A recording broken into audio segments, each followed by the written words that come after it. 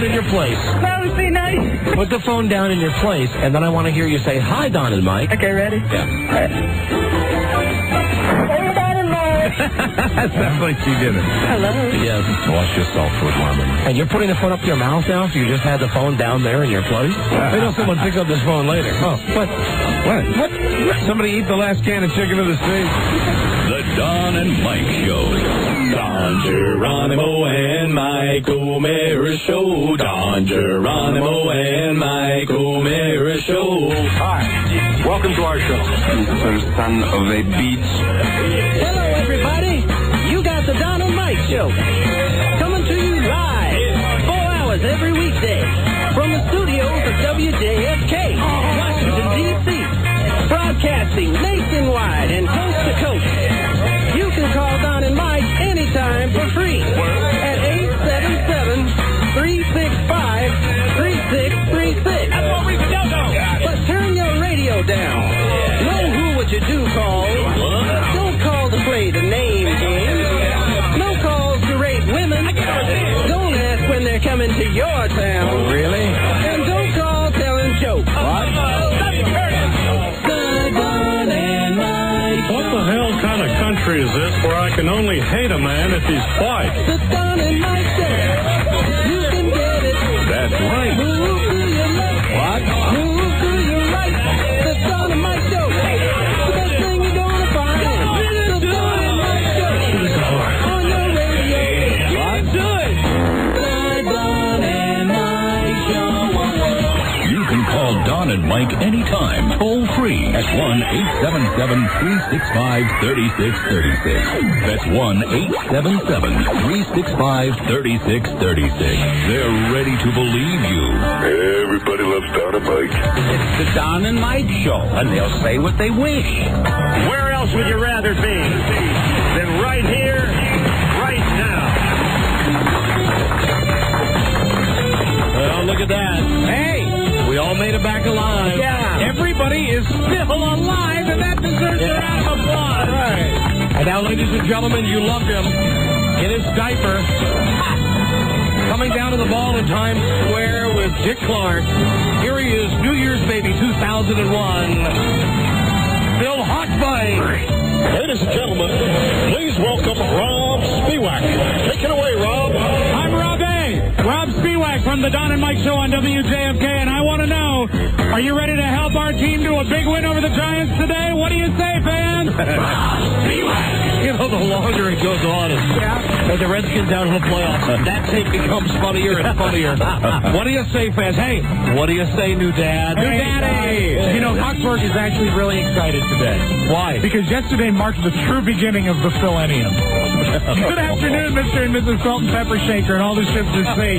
Hey, it's the two guys responsible for successfully delivering my child, Don Geronimo and Mike O'Meara. Did it with a Craftsman set of tools and a simple wooden spoon. Pretty amazing, too, especially with the baby's head being that big. Well, hello, and here we are, live back in studio. The great drought is over. New episode coming at you on Tuesday, January 2nd, 2001, and the phone number same as it ever was. Same as it ever was. 877-365-3636. There was a period of time when I thought it would be nice to update the number every year. Yeah. Like have a number that was 1998, 1999, 2000, 2001, but That's foolishness. no, not around here. Too much trouble. Lucky we have a phone number. Yeah.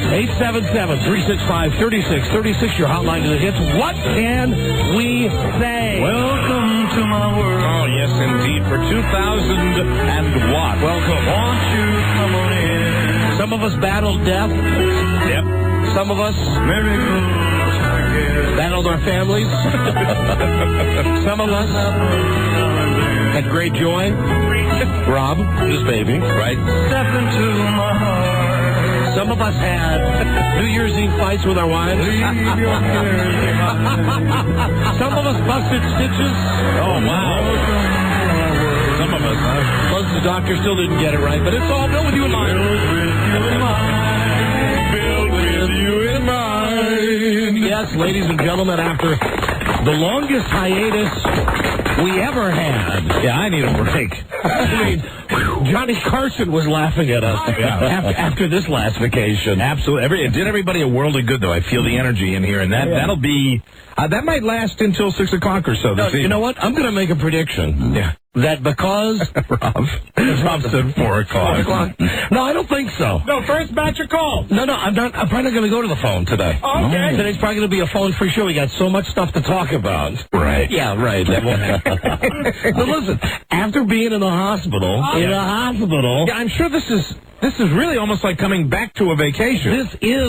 hello, everybody. This is my vacation. Yeah, I know, because you didn't have any fun at all during your break, because you basically were getting well. This is it. So I'm glad to be here, and I hope that this good mood that I have can battle against. See, the problem is, Mike's coming in with the traditional after a holiday, after vacation mood. Right, absolutely. Which is happy, teetering on, ready to take somebody out. Right? Ready to take a life. That's the way it usually is. I was the way I usually am. When I walk into this building, when I think we all can agree, when we've been gone for a long period of time, there's a certain artificial euphoria that we all enjoy because we get excited about seeing everybody.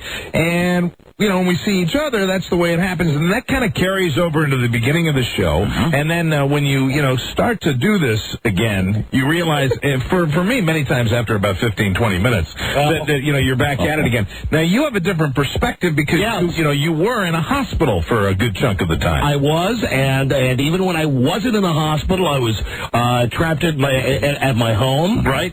How sad is this that I was telling you guys, one of the highlights of our vacation was the day that Buzz came over to visit me, and Buzz and I spent the better part of the afternoon discussing the various surgical procedures we had done. We were playing... That is so sad, isn't it? We were playing Can You Top This? Incidentally, he won. Yeah. Oh, really? He won, of course. I'm the champion. You're still... They didn't get it right? No. Oh, yes, they did. Yeah. Your doctors that are, taking acid before they do the procedure? So far, so good. Good. I'm on a very good track right now. Buzz's doctor, Dr. Seuss, says that he's doing great. And your doctors Detroit and Giggles did a fine job? They both said, and as a matter of fact, they gave me an A+. Very good. They said the things look great, but... You look good. You look like you sound good, too. I think anybody listening knows you sound better. Yeah, I feel 100% better. Jesus Christ. I think so. And, listen... you can go to Jenny Craig, you can go to Weight Watchers if you want. Right. For my money, you really want to drop some weight on the holidays? Get yourself hospitalized. There you go. Oh, yeah. Because, look at this. Feeling great. The IV diet. Feeling great. I'm a little jealous because not only did I start drinking again on the holiday, but I started eating again on the holiday. And I was happy, Rob, you'll be happy to know that I gained, as it was on the scale of our friend Carol today, 9 pounds on the holiday break. Hi. So that thing about losing 30 pounds, we have to modify that to 21 pounds now. 9 pounds. Wow. And my doctor told me that if I hadn't had these cortisone shots... Right. You look a little puffy in the face. Yeah, I've had 8 cortisone shots over the last 3 weeks. Each cortisone shot can add between 3 and 5 pounds. But that'll go away eventually. Yes, very quickly. As soon as I start getting regular liquids in and stuff. He said that if I hadn't had those shots, I could have maybe dropped 25 pounds. Wow. Isn't that amazing? That almost makes it worth it. It is. It's a great way to go in and lose some weight. So listen, here we are. So glad to be back. Lots of great news and stories to tell you about the holiday. The thing we're most happy about, of course, is that the Immaculate Conception happened. Carrie Spiewak gave pound to a head. Gave birth to a head. What did I say? You gave pound to a head. Well, she gave... That'll come later. She gave birth to I was on the phone for about half an hour. She said that the labor was a little difficult due to the size of the baby's head. It was. Wow. No surprise. Not abnormally large, but it is on the large side of normal. Sure. I'll tell you that. The baby's head was 14.5 inches in circumference. And incidentally, it's only head. 14.5 inches. So there are no arms, no feet, no arms, no legs. Well, you remember in The Wizard of Oz when they see the great and powerful Oz? Right. It's just a head. Yeah, that's my baby. That's Julia. Beautiful. Fire all around. She's beautiful, Rob. Don't say that. She's a beautiful baby. She is, and Rob has great pictures of the baby, and the baby is smiling, and I was proud to be one of the first calls where I've got, that's maybe the most elated moment in a guy's life. Yeah, it sure is. And you all know this. And Buzz, you do, of course, with as many children you fathered, and then, then you've left town. I get the calls. But he gets the calls from the mothers. But when your kid is born, you are really on top of the freaking world. And I was very humbled to be one of the first phone calls from Rob. It was great. I was just going through everyone I could think of at the hospital. I was just calling everybody, and I was having a hard time remembering phone numbers. It was just 100 miles an hour. It was a great. I got a message from Rob. I was on the auto train, and which is also a great moment in life. Yes, and you were really on cloud nine. It was amazing, and it went on for 9 or 10 days, and I finally realized. When you come down, you never really come down from being excited, but I was just so exhausted. I realized I hadn't really appreciably slept in 9 days. Right. It's just the most amazing time. Congratulations, Rob. Thank you. Lady Julia, round of applause for Robbie. Well, it's Julia Addison? Addison, Addison, a name that Carrie liked, but there's no real significance to it. Julia Louis Spiewak would have been my And Julia is my grandmother's name, so that's where that comes from. Julia, a nice German name. Yes, hi. No connection to Diane Carroll at all? None at all. And, except in your mind. Yes. And I believe it will always be there. And we don't... Hi, this is Julia Spiewak. I am Rob's baby. Hi. I have 14-inch head, and it was slightly difficult, but everything came out fine. And I am the OBGYN. Rob, congratulations. We have delivered a beautiful baby head to you. Speak, head. Hi, I am the head, and this is Daddy. Hi, Daddy. Hi, Daddy. Daddy. So it begins. Daddy, Julia, Daddy. It's a beautiful baby. To be brought up in fine German tradition with a fine German name, Julia. Hi. So, Carrie didn't let you go with the original name, Ava? You didn't want to do that? Ava. They had Adolf for a boy and Ava for a girl. Right. And I understand Dieter Irwin was another thought, but it happened to be a male. That's right, but we just went with Julia. We thought it was nice and understated, but we'll be breeding a lot more young men in the near future. Breeding, okay, Gordon. The Rob's Aryan Nation. That's right. Grows. Well, congratulations. Thank you very much. And good to know that you're excited, and rightly so. I know Carrie's at home right now, and so I can say for the first time, over the air, I love you both. Oh, that's sweet. Oh, that's nice. Beautiful. Congratulations, and that truly is our lead story, that the Spiewaks delivered a beautiful baby head. Indeed. It's the exact opposite of Beetlejuice. In the movie Beetlejuice, at the very end, when the head gets very tiny and the body is still very large. Absolutely. Exactly the opposite. As a matter of fact, Rob's baby's head, I believe, will be featured in next year's Macy's Thanksgiving Day Parade. All right. The baby's head, they're going to be all kinds of guys with strings holding it up in the air. And it's an interesting car seat that Rob's going to get, because it doesn't go in the back seat. It actually goes on the back of the car, right in the window, and the baby will just be nodding at people as it's driving by. That's the last baby joke I am going to make about your kid. Hold on, I got another one. You could make extra money. You get a baseball hat. You could have people taking pictures with your kid like the bobblehead doll, the big giant bobblehead doll. She's beautiful. I saw a picture. Rob's got a picture up in the office of baby Julia. She's smiling. Lovely. Yeah. And that picture was taken directly after birth? That's day one. She's maybe 28, 29 hours old in that picture. She is got the best disposition. Of course, living with me, I'm sure that'll be ruined. But now, the funny thing is, I heard you explaining to Don your routine and Rob's explanation of how he's helping out with the baby as far as the baby sleeping through the night. Was it something along the lines of you get the early shift and Carrie gets the late shift? Well, I take care of things until 1 a.m. You don't think this is helping? No, it's just funny. It's funny when you're saying that you take care of the baby up until you fall asleep. Up until you're right to bed. You go to bed right after Letterman. And then, Mommy will basically say, Carrie knows this is true, too. Normally go to bed about 10:30. I'm staying up extra. I'm crying. That extra hour and a half, I'm sure she appreciates. Absolutely. Go in the extra yard. And when the baby cries, I wake right up and I say, do you need any help? I'm turning over.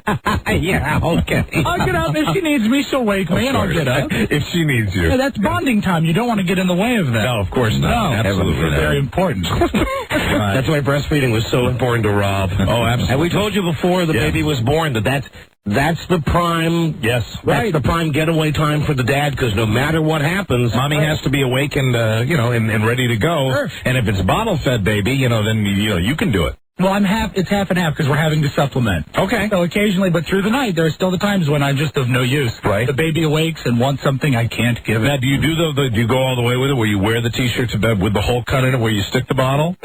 Mike, actually, amazingly, I've been lactating for like 5 days. First colostrum, and now the baby is putting on weight like crazy, and I'm losing weight. You look like you've lost more weight. I haven't been able to eat or sleep. Really? Well, congratulations to you, Rob. Thank you very much. That is really great news. The baby was officially born before Christmas, actually. What was the date of the birth? It was an amazing list of stats. It was born on 12/18 at 8:12 a.m. Wow. And weighed 8 pounds 12 ounces. That is very cool. Wow. And Carrie was actually in labor for about 14 hours and did 2.5 hours of actual pushing, and then they went to a C-section because it was just too much for her. Because it was a lot of Not because she's a C. No. That's not like a place where ladies sit. No, not at all. Procedure or so. Well, congratulations, Rob. Thank you very much. I appreciate it, guys. We could not be happier for you. Yeah. And what that means over the next few years is that we're all going to get to hear Rob's formerly happy life be torn to shreds. Right. The shreds that we know. Yes, of course. Raising a young one. You become an adult when you have a baby. For all of you engaged couples out there that may think that, hey, the marriage is when you become a grown-up. No. When you have the child, that's when real grown-uphood begins. Let me translate. That's when the fun ends. Which is why we're so opposed to babies having babies, and why we always tell you, pull out. Yes, right. Absolutely. Please. Jesus H. Christ, pull out. Okay, well, everybody's got stories, and everybody's got stuff to tell.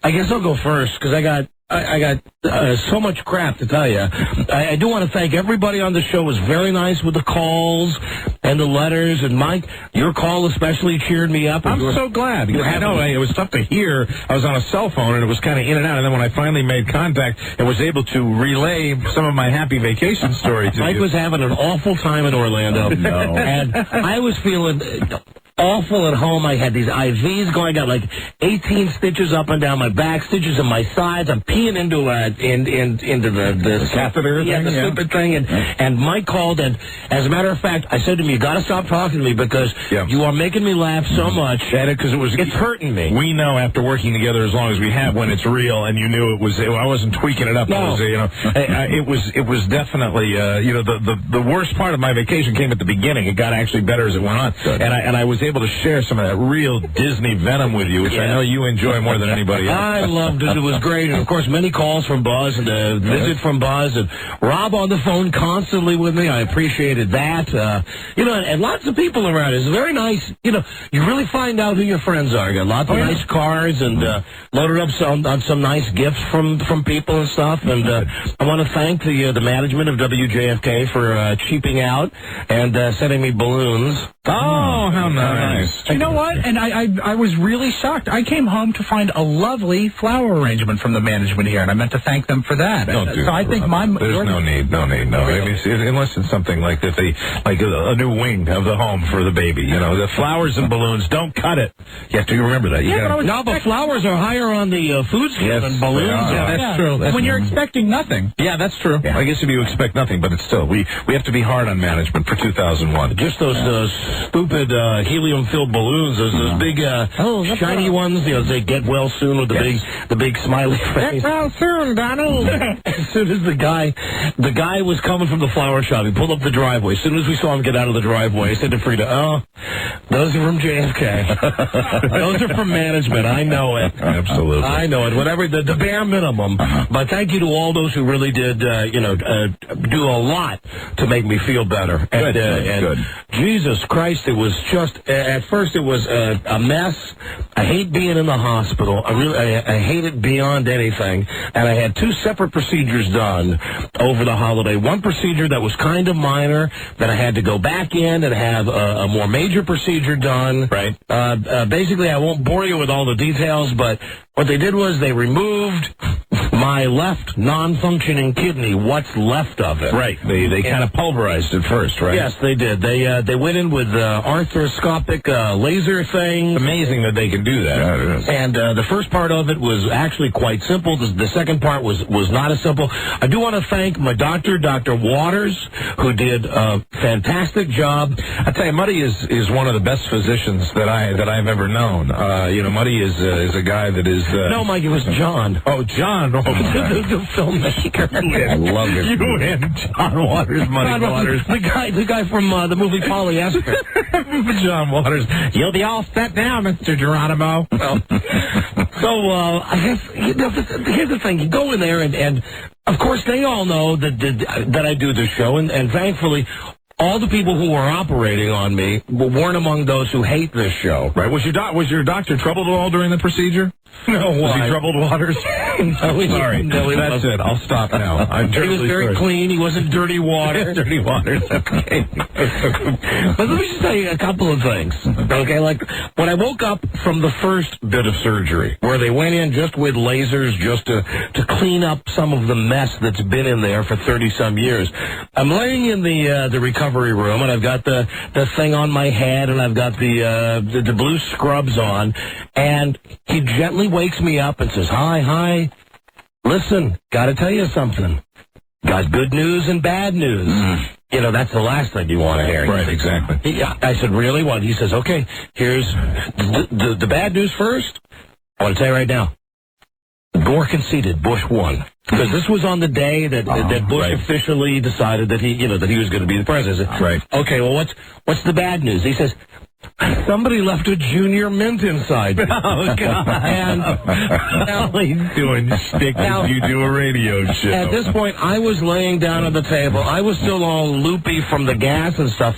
And I look around, and there's maybe 8 or 10 of them, and they're all just hooting. Just showing their teeth, laughing. Like this guy is Andrew Dice Clay or something. That's funny. And I didn't give him a reaction. Right. I did, and then he said, didn't you see the Seinfeld episode? Right. Junior mints. Left a junior mint inside you. That's what you want. You want comedy when you're coming out of heavy anesthesia. All right. Thank you, Doc. Thank you very much. Although there were a couple of the internal medicine guys. You know, there's all kinds of different. There's the doctor that did the surgery. Right. There are the doctors who were there just for internal stuff.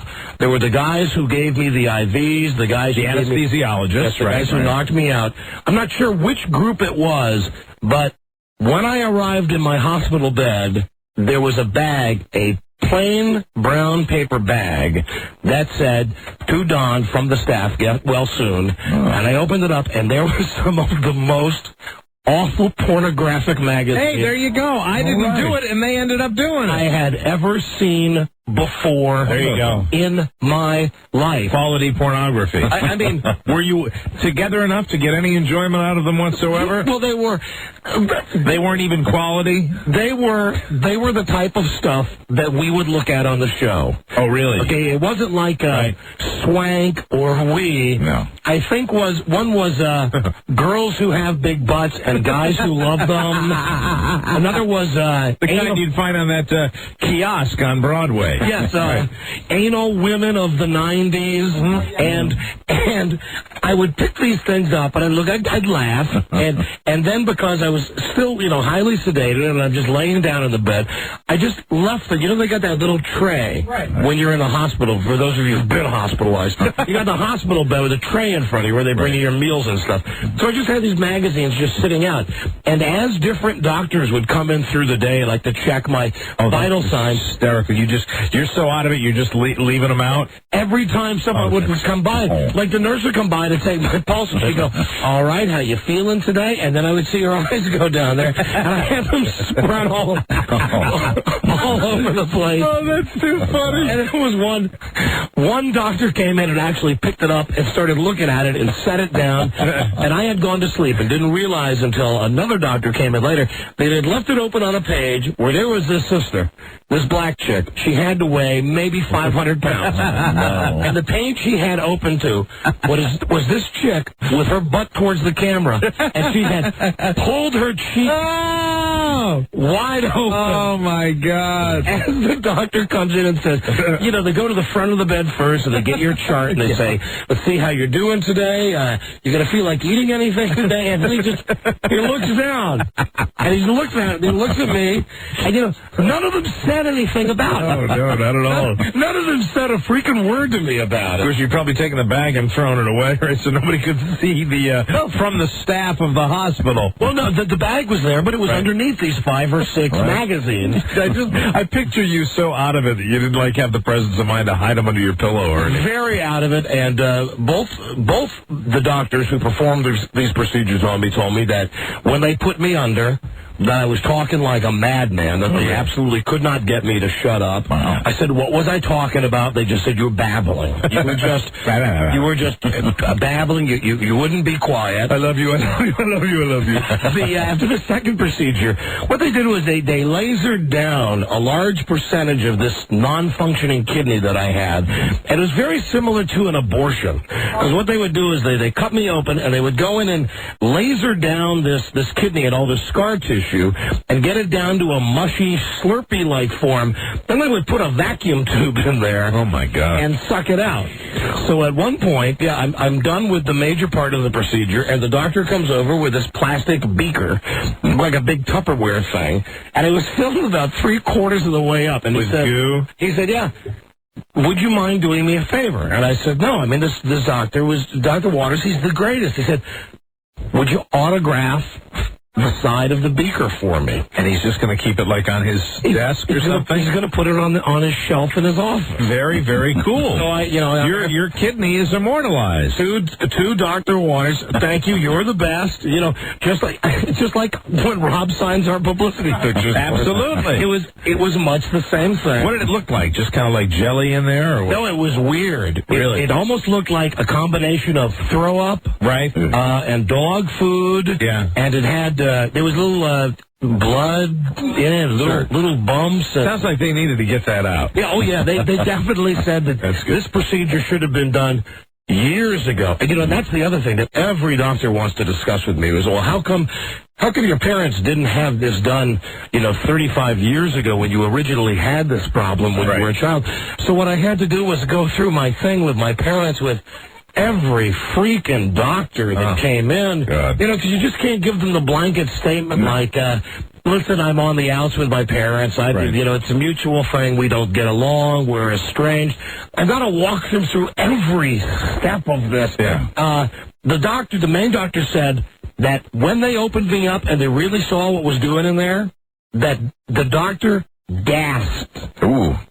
Openly. Gasped. So obviously, whoever had done it originally was some just total hack. Had gone in that guy from the Cannonball Run movies? I guess it could. Well, you're talking about 35 years ago they had done this original surgery. We're going to get his kidney up here. They had gone in and they didn't have the technology they do today, and they didn't know everything that they do today. And so for a while, they all just stood around and kind of looked. So you were a textbook case. And they tried to figure. As a matter of fact, he said, I'm going to end up in some medical journal now. Right. I'm going to end up in some medical journal because, well, first off, I'm a cancer survivor. I knew that I had this pediatric cancer on the one kidney when I was a kid. Right. But because my parents never bothered to tell me this, and because I've never had the follow-up checks for the last 30 years. Wow. It's like, he said, it's like driving a car for 30 years and never doing any maintenance on it at all. So you really were, it was basic neglect. I mean, I hate to say it, but no,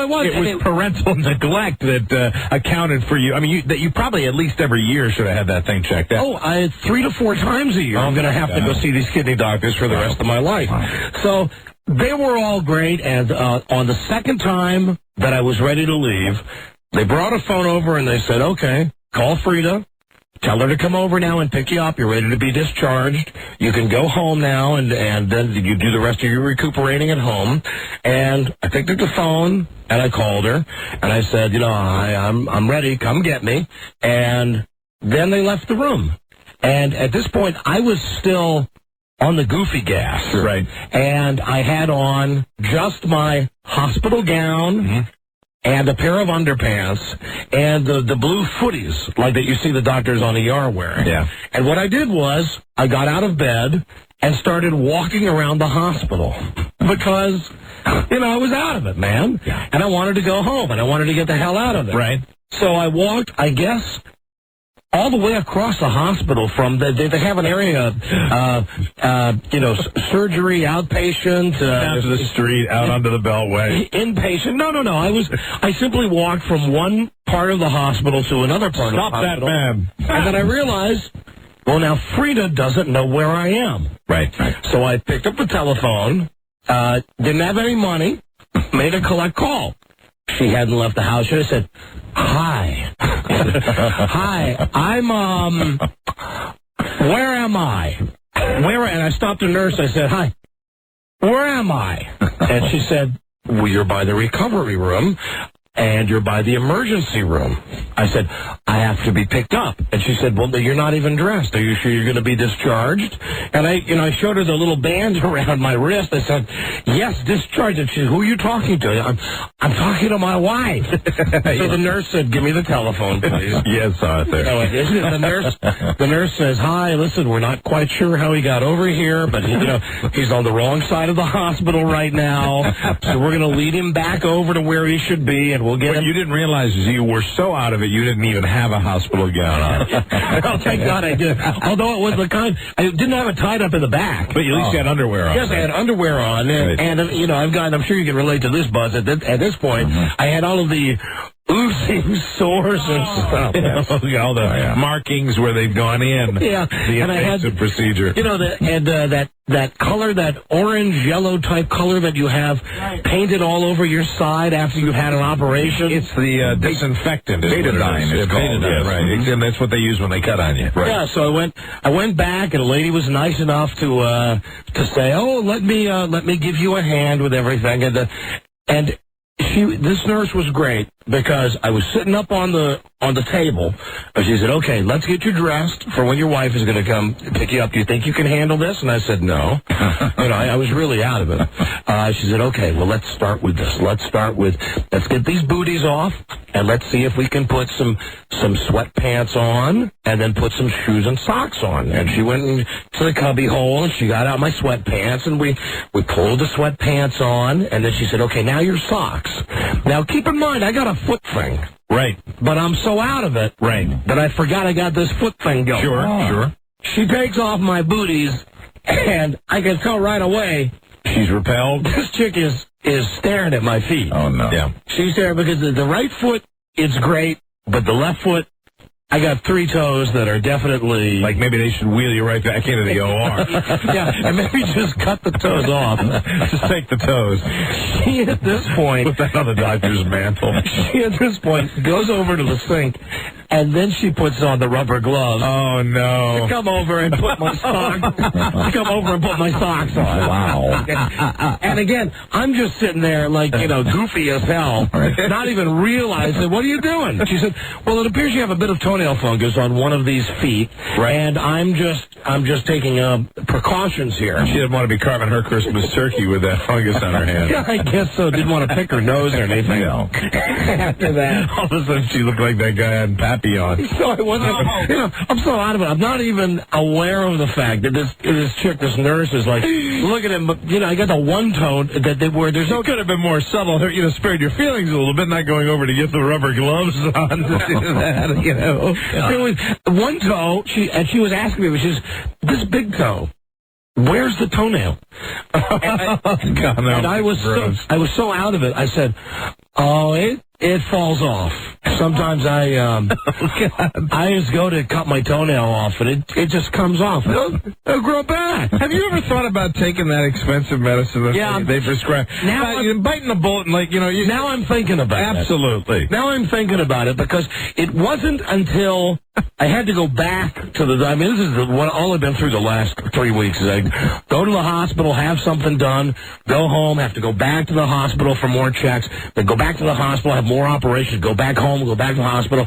Well, on one of these trips back and forth, I got the same nurse. Now, I don't remember her. And she says, hi, how you feeling? And I said, hey, I feel 100% better. Thank you so much. She said, listen, I don't want to be out of line here. And she was very sweet. She said, you might want to think about seeing a doctor about your toenail fungus on your left foot.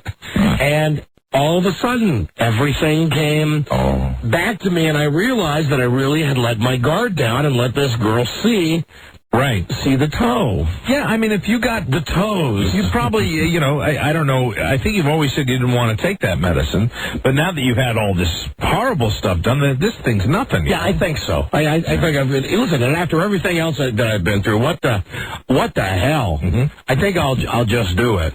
And Buzz, I believe that I did tell someone that you were gay. Really? Yeah. Well, then I'll be expecting a call from the hospital. A nurse or an orderly. You know, they said I babbled a lot when I was under. And You two didn't have adjoining rooms? It didn't work out that way where you guys were in the same room? You know, the dream would be that it would be me and Buzz and Rob A's wife. Right. All of us in the same room together. Sure, absolutely. Lined up. Everybody taking care of their situation. Rob's wife, the only one really not dire, in dire straits. Right. No, but I feel much better today, and I mean, Jesus, I'm glad to be out of the house.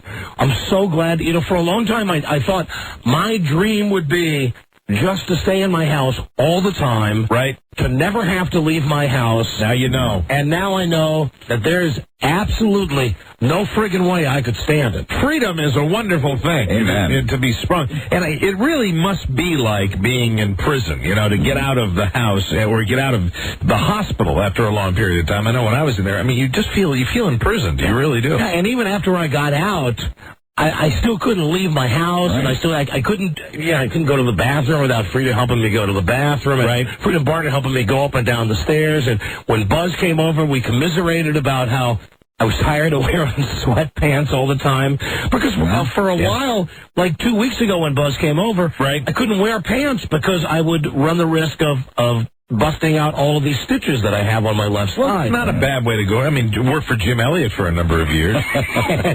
Trying to cream spinach. Hey, has anyone seen my 800 sweatsuit?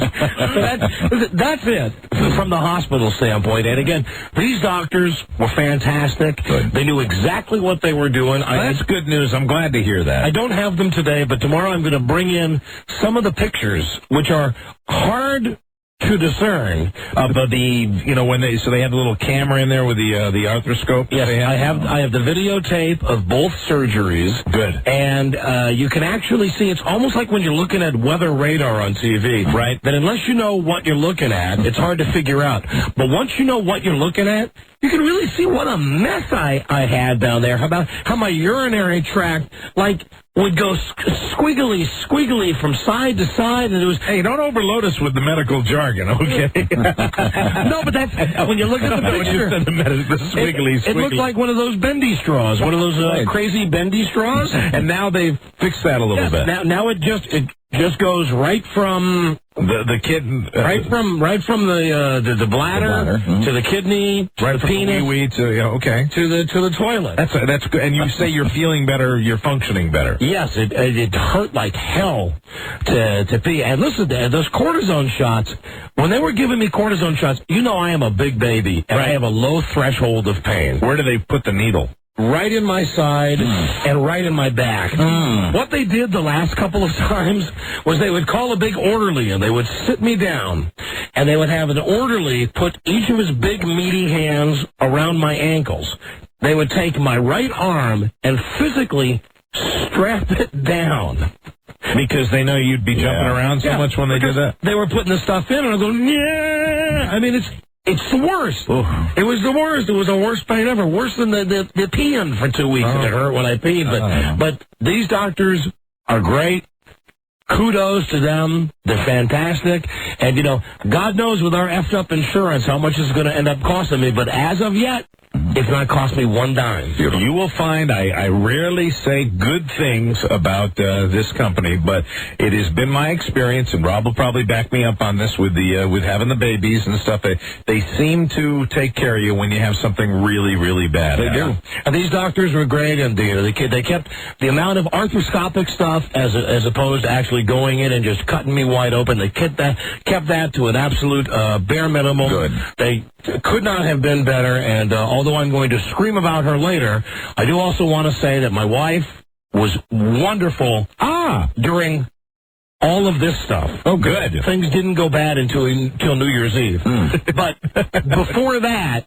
She was wonderful. She was helpful. She was the greatest. I mean, there for you. That's good to hear. She would, if they come pick me up at the hospital, take me to the hospital, get me my cranberry juice, help me, go to the bathroom. I had to go through the days when I couldn't bathe because I had all the stitches and stuff, and I would have to have the Elvis bath. You get the sponge under the armpits and the sponge down around your ball area. You better give that toe a wide berth when those days happen. You just splash on a little aftershave. I think I'd like a record 5 days without washing my hair. How did it feel after on the 5th day? Awful. Yeah. Felt awful. What I finally did was I called the doctor and I said, listen, I am really to the point with the sponge bath, this Elvis bath thing, I can't stand it. So what he said was, take a bunch of gigantic plastic freezer bags. Okay. What you want to do is, this is highly unorthodox, but take these bags and get some duct tape, right, and just duct tape over the areas where you have all the stitches. Oh, man, what a pain in the ass. Then go ahead, jump in the shower, right, make it a quick one, and try to focus on having the water come down on the right side of the body where there were no stitches. Boy, they didn't want any water in there, did they? So you went from an Elvis bath to an Elvis girdle. Almost being wrapped in saran wrap. No, it wasn't wrapped in saran wrap, although it was very, it was those big Ziploc free bags. And it's always nice after that to take the duct tape off, too. Oh, yeah. Carefully. That's always fun. It's a good test on the sutures. I'll tell you the grossest thing I did, and I did it every time. Every time that I had to replace some of the gauze and stuff, I smelled it. You should. Well, that's a good move. You should do that. Every time I smelled. Good. That's to make sure it's not infected. So the maggots are down. It was gross. Are there times when you have to have fresh breath? And I mean, Did it ever smell gamey? Every time. Oh, it did smell gamey. Every time it smelled gamey. Oh, dear. I had to go as recently as, what's today, Monday? Right. Saturday. I had to go as recently as Saturday to have excess pus drain. Oh, now you got me. There's the gag reflex. From the side, a little wound. Inflammation on my side. Has it calmed down a little bit? Yeah, it's okay. That's good. You're not going to have to do any draining during the show today. I don't think so. I feel pretty good. That's good. I'll let you know, though. Okay, absolutely. At some point today, I'm going to show the scar? I'm going to pull up the shirt and I'm going to show you. I think we'd all like to see the scar. Right now, the one on the side, there's really not much to it. Rob, you don't want to see the scar, huh? The one on the back looks like, that thing on Herman Munster's head? Yeah, with the the zipper scar? Right. The one on my back looks like that one. That's where they kind of cut you open like a haddock? Yeah, except it goes way up. And was it all arthroscopy, or did they the second time they had to really open you up? They opened me up, but then once they opened me up, they went in with the laser. Oh, okay. All right. Just when they opened me up the second time, you can't just make that small incision. You got to get some room to work. Yeah, you got to, open it up. And I saw the videotape. This is the grossest thing. Did you see the videotape where they, cut you open? Yes, and where they have these look like... like barbecue tools when you're going to go out and have a barbecue. Right, the tongs. Yeah, they got these big tongs, and what they did was just to split my back open. Those are clamps. Right? Yes, that would be the technical term, Mike. Absolutely, clamp. And they would actually clamp each side, so they would peel my skin back. Right. Leaving a gigantic hole, just showing you this incredible mess that was in my kidney area. Imagine when you start to watch that videotape, you see the clamps come in, and then all of a sudden you see the corkscrew, and you see a saw and a big mallet. You start getting a little edgy when you see those things, See all these like a giant clown shoe. But they did great, and the one thing the doctors love doing, though, they love talking about how the doctors 35 years ago really effed this up. Oh, yeah. They all love that. Now, it's amazing to think that in 35 years from now, they'll just be light years ahead of where they are now. I mean, fortunately, modern medicine does continue to progress that way. Well, they tried to find out exactly why the doctors 35 years ago did what they did. I had a form of cancer on my kidney when I was a kid, when I was 5. Right. Rather than just go in and remove the little bit of kidney that had the cancer, or just take the whole thing out. Apparently, what they just went in like with a colander, and they just scooped out some and said, "Well, that's it. I think we got it. Okay, close them back up." Right. That's not the way they should have done it. No, I've had more doctors say to me, "Boy, what a mess this was." And they tried to find out what happened from the doctors 35 years ago, but hey, all those doctors are dead. Yes, they are. They are no longer with us. They are all dead. But, it's amazing, though, the progress they've made. In 35 years from now, men our age might even be considered young. They did great, and the one thing that just everything was great except the night that they got done with the major part of the surgery. I'm laying there, and it was the night I felt the worst. And Freda, again, by my side, as always, fantastic. I love her so much. She said, Alan called, general manager of WJFK. The radio reporter from the Washington Post called. And Vulture, he would like to speak to you. And I was dying. Is he dying? It's like I said, what did Alan tell him? And she said, well, Alan told him, basically to go screw himself. Amen. Way to go, Alan. And he left the phone number in case you want to call him back. Like, let me think. I'm lying in the hospital. I just had pretty major surgery. Who am I going to call? Oh, yeah. I want to talk to Frank Ahearns first. Funny, no great curiosity when the good ratings news comes in. No phone calls to the GMM. But hey, if one of us is ill, right? Oh boy, sitting up in his tree, that Vulture bastard. Jesus Christ. There he is. Well, you're not getting dick from me. There you go. You want to find out about my surgery? Find out like everybody else. Listen to the goddamn radio. Amen. And then do what you always do. Just don't write anything anyway. Really. You dumb prick. Well, welcome back, and I'm glad that everything worked out for both of you guys. You both look very good. I'm very glad to be back. When we come back from this first break, I do want to tell you about some post-surgery fun. Very good. That I had and the meltdown that was New Year's Eve. as I thought that the year 2000, which I thought was going to end so great, ended up ending not so great. Sure. But then things worked out all right. Excellent. In the end. But listen, now let me lay this on you. You got a brand new contest. Good.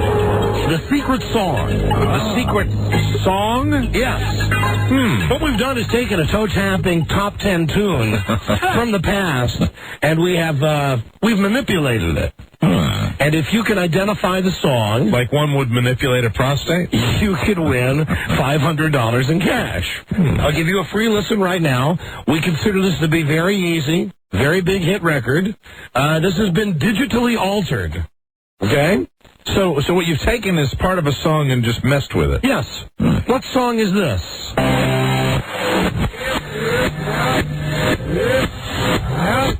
There you go. I know it. That's easy. That's a lot easier than the secret sound. Yeah. Don't play it again. Everybody's going to get it now. You want the truth? Rob, when you played it for me today, how many did I get? I think you were about 4 for 6 today. 4 out of 6 when I heard him on the first listen. Really? Yeah, he was fast. Well, you're a musicologist that way. So listen again. This is the song.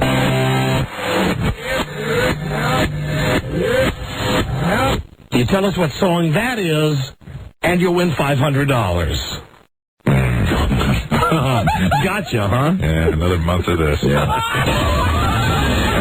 Hey, guess what? Another month living outside that loop. This is the easy one. Oh, good. This is easy. The next one suffer? When he hears the next one, he'll die.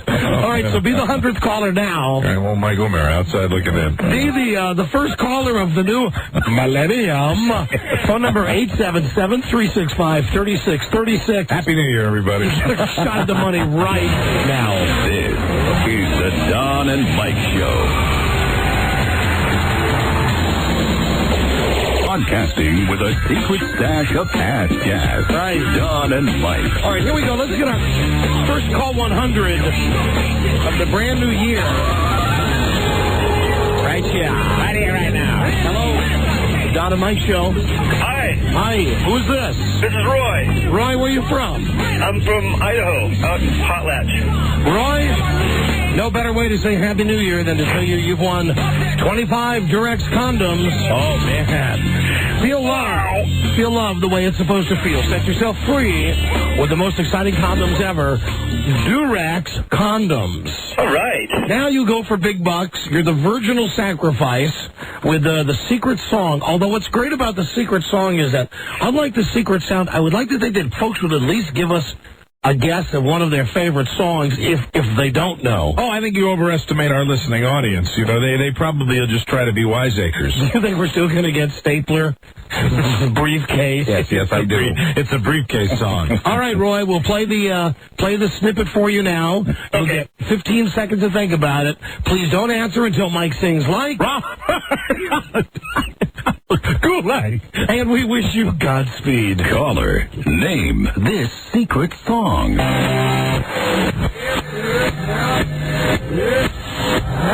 Yeah. There it is. I know it. I asked you not. I had it on the first listen today. It took me 3. The third time you played it, I had it. You really got it? Yep. Hold up your song. And the odds are in your favor. I mean, yes, but no. It's not mine? No, it's not Danny Boy. Okay, all right. It's not Danny Boy. Sorry. For $500, what's the song? Well, Mike, I can't believe you can't get that. What is it? That is plainly Born to be Wild by Steppenwolf. And that is... Oh, we're sorry. But listen, good guess. All right. Confident. Good guess. Thank Welcome you. back, guys. Thank you. Thanks for listening. And don't forget that every guess is a clue for you. A clue for you. Good to be back then. Oh, Mike, I'm surprised you didn't get it. Well, I want to say hi to my wife who just checked in during the stop set. Wonderful, supportive woman. Remember all that nice stuff I just said about her? Yes, wonderful. Forget it. Oh, listen, she calls in during the break, and she was out at the movies today. Okay. Another, listen, here's another supreme great moment by my wife today. Okay? Got to get up, got to get the kid ready for school. Boy's got his first day back at school, get carpool going. We get up, we get out of the house, we get to school, and Bart says, okay, I'll see you tonight when you get home from work. And I kiddingly said to him, hey, it looks like you don't have school today. There's no lights on in the school. Right? And I went, I'm just kidding him. I drove away. I'm halfway home, phone rings. Hey, Dad, I don't think I have school today. I said, no, come on. I thought he was kidding me. Right. I said, no, get out of here. Have a good day at school. Goodbye. Well, I'm very close to home. Phone rings again. It's my wife. She goes, oh, silly me. Read the calendar wrong. He doesn't have school today. One extra day? One extra day. So Oh, boy. we've gone through the X. I had to turn around, go all the way back to school. Oh, man, after going through the whole routine. And bring him all the way home. And do you agree that as a parent taking their kids to school, isn't that kind of like you got ripped off on another day off? Yes. I mean, because that's really, when my kids don't have school, but my daughter doesn't have school, that is kind of like a day off for me. That's the way I look at it. I really do. For those of us in carpool today, those of us who were in the car, that was a total of 2.5 hours today in the car this morning, going to, coming back, stopping, going back, picking the kids up, bringing all the kids back home. But it didn't stop her from enjoying her day, and she was going to go to the movies. So I just got a call during the break on the hotline. I said, hi, how you doing? She says, oh, we just got out of the movie. I said, how was it? And she said, oh, you would have hated it. What'd she go see? The Crouching Tiger movie. Okay. She said, you wouldn't have liked it because of the subtitles. Right. I said, okay, great. And she said, well, have you been talking about your surgery the whole time you've been on? I said, oh, yeah. And she said, I think that's a mistake. That's what she said? She didn't say that to you very She said, I think it's a mistake. I said, why is it a mistake? She said, well, it's like people talking about stuff that only really matters to them. Hey, welcome to the show. Yeah. Okay, so I said, thank you, honey. Thank you. Goodbye. Click. And just when I thought things at home were getting closer to normal, after our New Year's Eve experience. Now keep in mind that while I was in and out of the hospital, we did manage a couple of little day trips. And by day trips, I mean we would sneak out either of the hospital or sneak out of home for 3 hours at a crack. The doctor said I could get out, and if I felt like it, I could sit in a movie. Right. And I could watch a movie. Mm-hmm. I'm here to tell you that even though you're hearing all the critical acclaim, I'm going to keep our streak going and tell you that Tom Hanks is once again highly overrated in the movie Castaway. Castaway overrated. Overrated. Wow. Boring. I'm not saying this is a bad movie. Like I said, Forrest Gump was a bad movie. Yeah, but I know what you're saying, and we've never disagreed on those assessments of Tom Hanks, because we're both fence sitters when it comes to Tom Hanks, and he's got a really, I was thinking this would be his last chance to entertain me. And the part that everybody seems to love about this movie the most is the part that I hated, the hour and a half when he's on the island, when he's just talking to the volleyball. Man, oh man, I didn't get a chance to see it, so I'm curious. Is it the same way? Well, I'm trying to think. The movie, we really hated Forrest Gump when everybody loved Forrest Gump. We did, and we really hated Saving Private Ryan, except for the first half hour. Right. Virtually all of these critically acclaimed Tom Hanks movies that have come out over the last few years, right? We have stood together on an island hating them. I'm going to try to go see it this weekend. And hate is too strong a word. Mm-hmm. It didn't do it for me, and it could have been partially because of the way I was always uncomfortable sitting in the movie chair. Right. So you're telling me there's a chance? Yeah, it's not as bad as the other ones. Okay. But the worst movie that we went to see, and listen, being as, despite what I just said about her, my wife was fantastic to me, taking care of me during all this illness thing, and she was dying to go see this stupid goddamn Mel Gibson movie where he can read women's minds. What women want. Yes, so it's a big day trip for me. I'm excited to be able to get out of the house for a couple of hours. We're going to go out of the hospital, going to see what women want. Right. I checked my watch in this movie 4 minutes into the movie. 4 minutes into a record. Even with your lady in it. Yes, with Helen Hunt. The love interest. 4 minutes into this movie, I know that this movie is a piece of crap. But there are two factors at play. The first factor is, I'm not in a hospital bed. That's a good thing. I'm not in my bed at home. I'm actually out in my sweats. I'm watching a movie, and I'm watching a movie that's going to make my wife happy because she's been very, very nice and supportive of me. Right. So I'm sitting there, and thank God. You want to talk, the movie basically, it's about Mel Gibson can read women's minds. Right. Well, I'm telling you, it worked the opposite way, because for the first time ever in a movie, Freda leaned over to me about an hour into it, and she said, "What do you think of this movie?" And I looked at her, and I didn't know if I was being set up. Yeah. I said, not that great. She said, "Do you want to leave?" And I said, "Oh, God, yes, I do." She didn't like you either. God damn, yes, I do. Mm-hmm.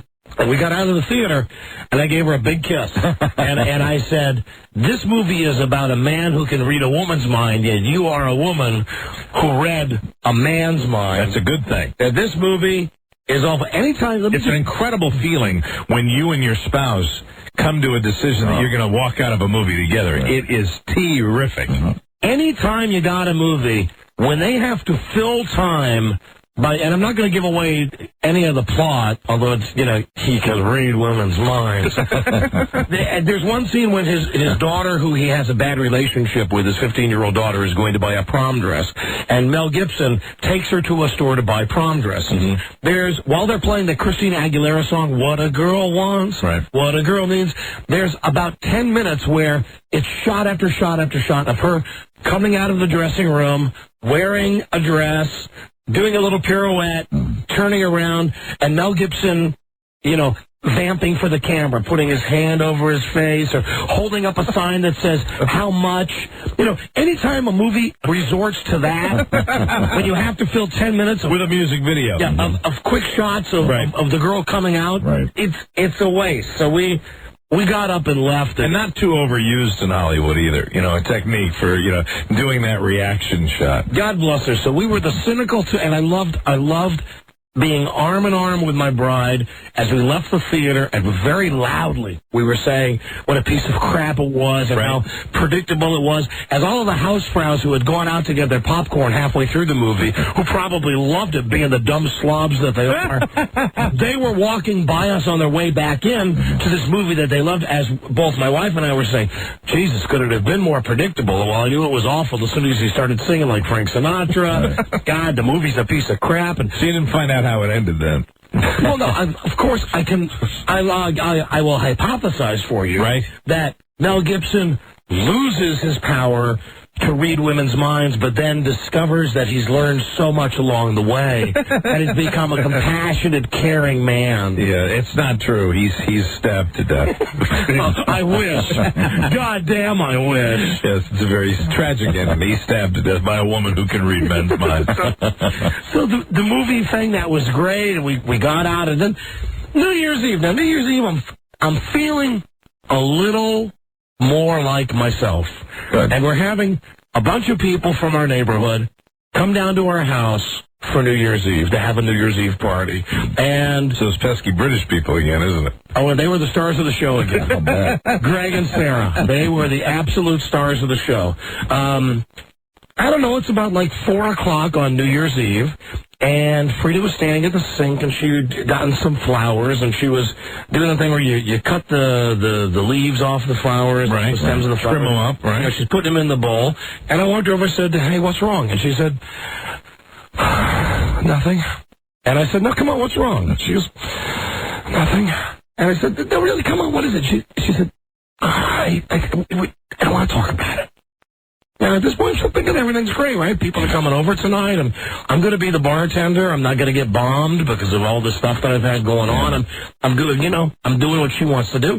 She says, "Okay, you want to know what it is?" And I said, "Yes." She said, "You just don't care."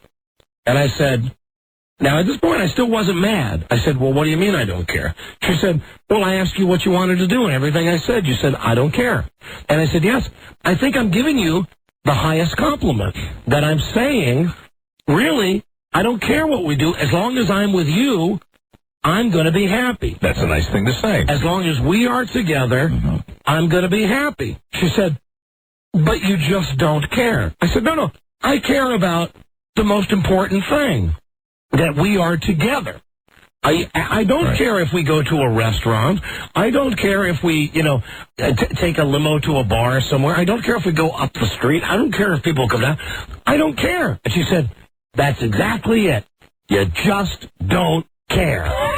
The holidays are special, and you just don't care." Tick, tick, tick, tick, and, tick, tick, tick, and I'm tick, still trying to figure this out, because it's not that I don't care. I care. It's just like, I don't give a crap what we do. So she wants you to have an opinion. She wants you to be enthusiastic about the evening, right? But and it's not that I have not been enthusiastic. I said when everybody arrives here tonight, I'm going to be gregarious. I'm going to be a great host. I'm going to be very friendly. I'm going to, do all the work. I'm going to get all the drinks and serve people and everything. And, at this point, I still haven't pulled out the trump card yet, about the fact that, hey, listen, honey, major surgery just 2.5 weeks ago, and that trump card is just moments away from being pulled out, right? And she shot it right down. She shot it right down, because I said to her, I still don't get this thing about you just don't care. I said, I do care. She said, no. She says, do you care what we do tonight? And I said, no. Whatever you want. And she said, that's the problem. It's not special. The holidays aren't special. And then I said, do you think during that time at all that maybe you look at her and say, I would really like to have the neighbors down? That's what I really, just to turn it around that way, or? No, because she knows that you really don't care. Yeah. I don't. I mean, whatever she wants is fine. And I would think that that's the way she likes it. That's, as she pointed out to me later when she was out of her mind drunk, it's our 20th New Year's Eve we've spent together in a row. I love you. So it all came together later. And then I said the thing that I shouldn't say to her, the one thing that sets her off, and it's not the C word, and it's not the B word, and it's not the NF word. It was something else. I said, I made another comment about my wife's lifestyle, and that is when we reached the boiling point. That is when she started muttering, "Happy effing New Year." She started, I said, I'll tell you what I said. I said, poor, spoiled little rich girl. Just can't get what she wants. Oh, sure. You can do anything you want in the world, and I'll go along with poor, spoiled little rich girl. I can certainly see that setting her off. And as soon as, F you, Mike. As soon as I said that, boom, we went to DEF CON 4. Right. And she left the room muttering, which she never does. Yes. And as she left the room muttering, I screamed something out at her. Did you pick up any of the muttering as she was leaving the room? No, it was just like... Don't care. Don't care. So she goes upstairs, and she's still screaming at me upstairs. I said, hey, if you want to scream at me, come downstairs. Scream at me downstairs. Let's scream. Come on, let's get this done. So she came downstairs, and I mean, she's like, why would you say that to me? I said, I said that to you because you can really do anything you want on New Year's. Anywhere you want to go, within reason, anywhere you want to go, I'll do it. Anything you want to do, I'll do it. She says, but you don't care. I said, no. I still don't think it's a crime that I've said I don't care. And you don't care because you're kind of recovering from your... Well, no, listen, I can't use that as an excuse. You would, if you were 100% physically, you still wouldn't care. I said, I don't care. Whatever you want. Whatever. You care about other stuff. It's just not the particular evening we're talking about. Yeah, no, whatever makes my wife happy. If she's happy, I'm happy. So then she says... Well, you just don't care. And then I stopped, and I thought I'm going to win it, because then I said, okay, can I tell you something? And I mean, at this point, I'm screaming at her. I swear to God, I'm standing here. I said, for the last 2 weeks, I haven't bothered you with it, but I've been pissing blood, and I cry when I go to the bathroom, and my side is killing me, and I got stitches that are being popped. But you know what? I'm still going to this goddamn party tonight for you. For the last 2 weeks, I've lowballed it with you because you don't want to be bothered with it. I've suffered alone on this, but... this is it! This is a remarkable recreation we're getting right here. I mean, outside of the decibel level, perhaps, but yeah, bravo. I'm giving it to you. I feel like we're right there. This was it, and she just looks right at me, and she just said, but you don't care. Oh, man. I said, I do care. And then she said, you don't care. And then I said, oh, fine. F you. And I got my car keys, and I got in the car, and I pulled my car out of the driveway, and I pulled up the street, and I realized, you know what? I had just popped 2 stitches. That being in a car... Did you pop 2 stitches during the argument? No, 2 days earlier. Oh, okay. Good. I said, I was going to say, that was intense. I get in the car, and I realize... who am I kidding? The last thing in the world I can do is drive a car. Not supposed to be driving. Yeah, I'm not supposed to drive. That's the last thing I can do. So I get to the top of my street. So I go, Jesus Christ, I can't even leave when I'm mad. Yeah. So I drive back down. I pull into the garage. Come inside. I go over to her, and I extend the olive branch. I said, hey, listen, I'm sorry. I've just been uptight about not being able to leave the house and all this other stuff. I do care. I just want you to be happy. And then she would not let it go. She said, why did you have to call me that name? Why that name? And the more I tried to explain, the bigger hole I kept digging myself in. I said, well, I called you that because really you could do anything you want. I think I'm giving you the greatest gift in the world. Anything you want to do, you name it, and we'll do it tonight. But you don't care. I said, no, I don't care. You pick, we'll do it. So it starts up again. Yes, and then at that point, she starts screaming at me at a decibel level that is similar to the decibel level I've been screaming at her with. And at that point, I figure I'm going to turn around. So I'm sitting down very calmly at our breakfast bar, and I said, who's yelling now? And she said, you yelled at me first. I said, it helps me when you're telling the story to get the location that you sit down at the breakfast. We can picture that. Yes. That makes me visualize it all the more. She's standing behind the sink, right, still doing the stuff, screaming at me. And this is pretty much like sitting across the table. I mean, you're a thin little table. Yes, all of this is happening in the kitchen. Right. I said, well, now, which one of us is yelling now? I'm being calm now. She said, well, you just got done yelling at me. I said, but you pushed my buttons. And she said, okay, that's it. That's it. Just do me a favor.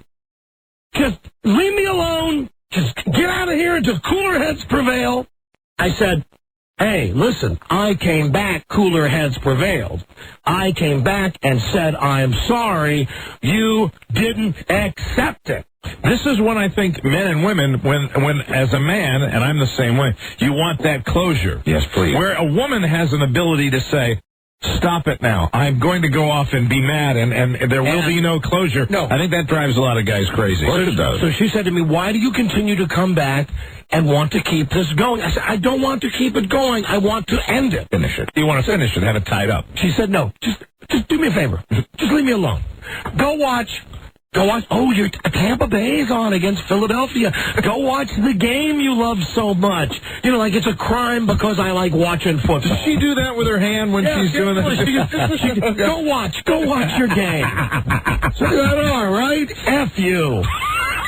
I go in the other room and I sit down and I watch the game. And the whole time I'm watching the game, it's like I'm feeling my hands on my face. I'm feeling I'm burning up with fever because I'm so pissed at her. And she would come in every once in a while. She'd come in. Buzz, as a matter of fact, you called up. Yes. With the wrong number? Yes. Okay. She came in and she said, who was on the telephone? Very measured. Right. I said, it was a wrong number. Who was it? It was no one. It was really for me. It was a wrong number. Oh, can I help you with anything else? No. Thank you. Leave the room. Yeah. Right. So, to give you the timeline on this started at 4 p.m. The Cold War started at 5 p.m. The icy silence began at 5 p.m. And it wasn't until 7 p.m. that she decided that the fight was going to be over. Was she feeling good at that point? Well, I guess she'd been stressed out about having people come over, so she came up to me. Oh, yeah, before the people arrive, she wants to... She came over and she said, hi, listen, come on, let's love, come on. And I gave her, admittedly, a half-hearted love. You know, it was like, I said, okay. She said, you're still mad. I said, No, I'm not. But I was still mad. Because now, see, this is where a guy can keep it going. Right. Because now she wants to end it, but I'm not going to let her shut it down. I'm not going to visibly give her a sign that I'm mad, but she knows I'm still mad. The man and woman are competing for who's going to have the higher ground in closing the argument, of wrapping things up. And you realize that she needs you to wrap it up at this point, and it's advantage you as well. And I'm not wrapping it up. And as people start coming over, I make sure that she's in the room when she sees that when I've been with her, I've been monotone, very measured responses. And when someone else is like, hey, right. Hey, it's great to see you. Can I come in? Can I get you a drink? I'm your bartender tonight. I am making drinks for everybody. I'm not imbibing myself to a large degree tonight. Come on in, everybody. And I guess about 8:30, people started arriving a little before 8. She came over to me about 8:30. She had finished her first Cosmopolitan and was well on her way to her second. What is a Cosmopolitan? That is a girl's martini. Ah, okay. Like the kind they serve on Sex and the City. Right. Okay. Okay, so she comes to me, she says, you're still mad? I said, no, I'm not mad at all. She says, you're still mad? Let me know when you get over it. I'm happy now. And that was a direct quote. I'm happy now. That's still kind of confrontational, I would say. You know. No. It was, and maybe you're right. Here's how I don't want to stir things up again. Here's how I interpreted that, though. It's like she dictates when the fight starts. She takes it to this level where it gets escalated, and I will take equal blame for escalating it. Right.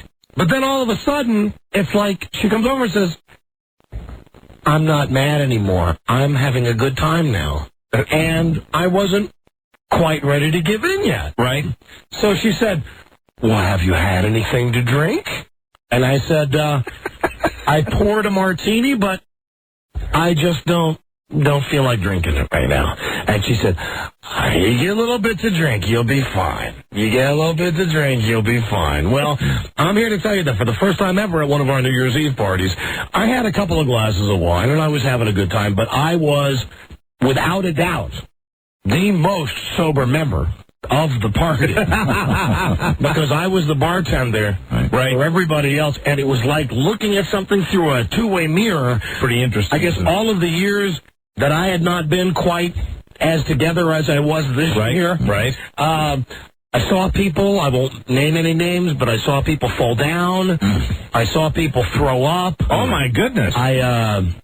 We had to ask one of our guests to leave the home, taking a bucket from our home, because that person was puking as they walked up to their house just 3 homes away. Boy, it was a festive New Year's Eve. One member of our party decided that she was going to take a home pregnancy test. And there at the party? No, she went into the bathroom, right. But came out with it to show everybody that the results were positive. And when she came out, as people started to look at this, we realized that it was still wet. And we also realized... Stick it in the stream. We also realized that she had it upside down, meaning that, of course, that the results were negative, not positive. I would say probably in the condition she was in, the results probably wouldn't have been true either way.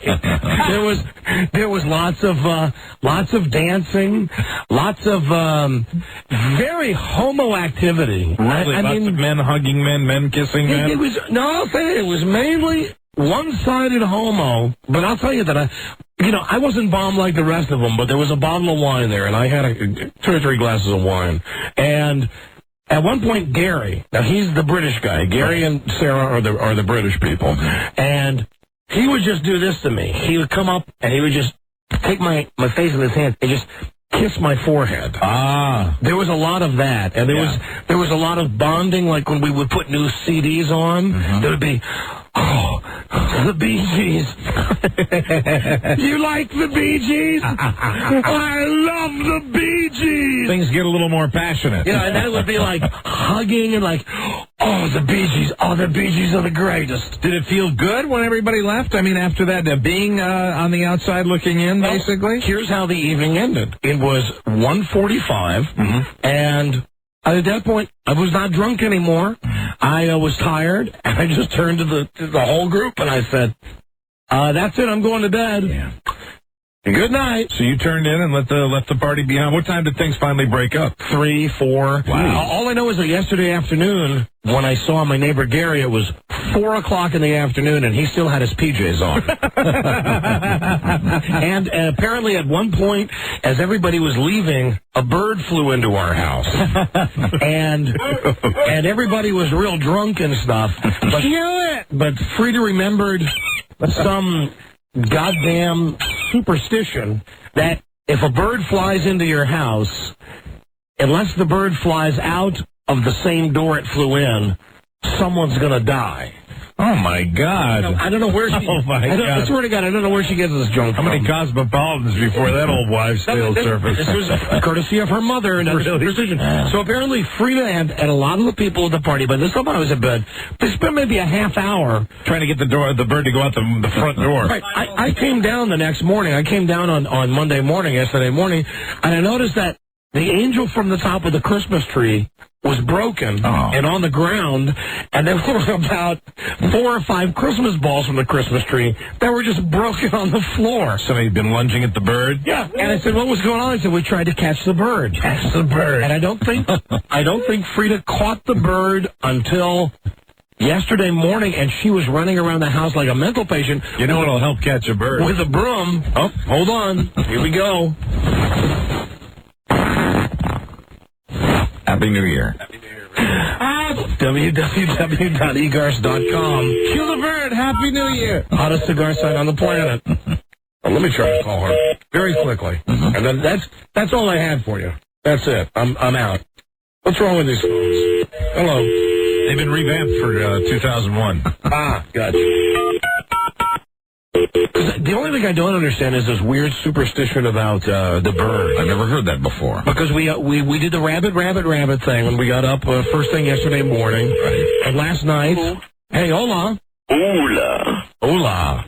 Oh, and incidentally, a great play by Freda and I on Christmas morning with Bart. Why? I was not fooled at all. Oh, you were totally fooled. I was totally not, because you guys wrote that stupid tag in the goofy handwriting. No, listen. And those were the only tags that Mom used. No, you're so wrong. You know, he wanted, like every kid in America, wanted PlayStation 2. Right. So I got him PlayStation 2. But what we did was genius. We packed it in a different box, and we put the tag on the box to Mom. So Bart opened up all of his gifts on Christmas, and he got some nice stuff. He got a watch, and he got like this big boom box for his bedroom, and he got some CDs. But I know that he was disappointed that he didn't get this PlayStation 2, because I've been telling him for the last month it's impossible. I can't get it. Right. Well, Dad, Yeah. if you want to talk about faking out, All right, listen, yes, but I don't have time to get into that now, but yes, you did fake me out with your gift. I had you worse. Yes, Bart had me worse. But just listen to this. So it's the last, we're all done opening everything. Right. And we're sitting around and we say, boy, that was a great Christmas. Really good. And I can tell that he's disappointed, but he's not letting on. He's like, yeah, it was real good. I said, oh, hold on. Putting up the good front. There's one gift left for Mom. No, it's not like... It became a little suspicious, Dad, when I say, Mom should open one, and you go, no! No, that's not how it happened. Yeah, it is. Listen, we faked you out with that. But anyway, where's Mom at? Put her on. Oh, wait there. Thank you. Yeah, I mean, we totally faked him out. Because then... He says, all right. She fooled him, because she opened the box and she went like, well, what could this be? And Okay, that did not fool me at all. I know, yes, it did. Okay, Because Mom... I asked Mom, who wrote that tag? Nobody writes like that, doof. And she goes, Mike, were you feeling sick when you wrote that? All right, Mom did drop the ball there, because she had written the tag, the tag that said Mom, she'd written it herself. Right. And my wife is left-handed. I believe she wrote it with her right hand. Hello. So as disguise her handwriting. Hey, honey, don't you think we fooled him on that PlayStation thing?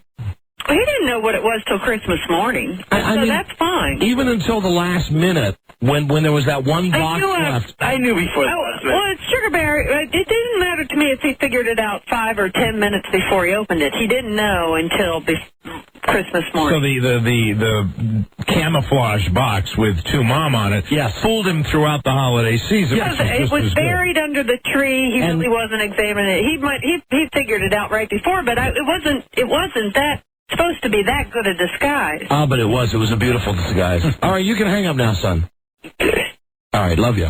All right, I'm sure he meant to say I love you too, of course. You love Daddy too, right, Bart? Hey, honey, You love Daddy too, right? honey, what's the deal with this bird crap?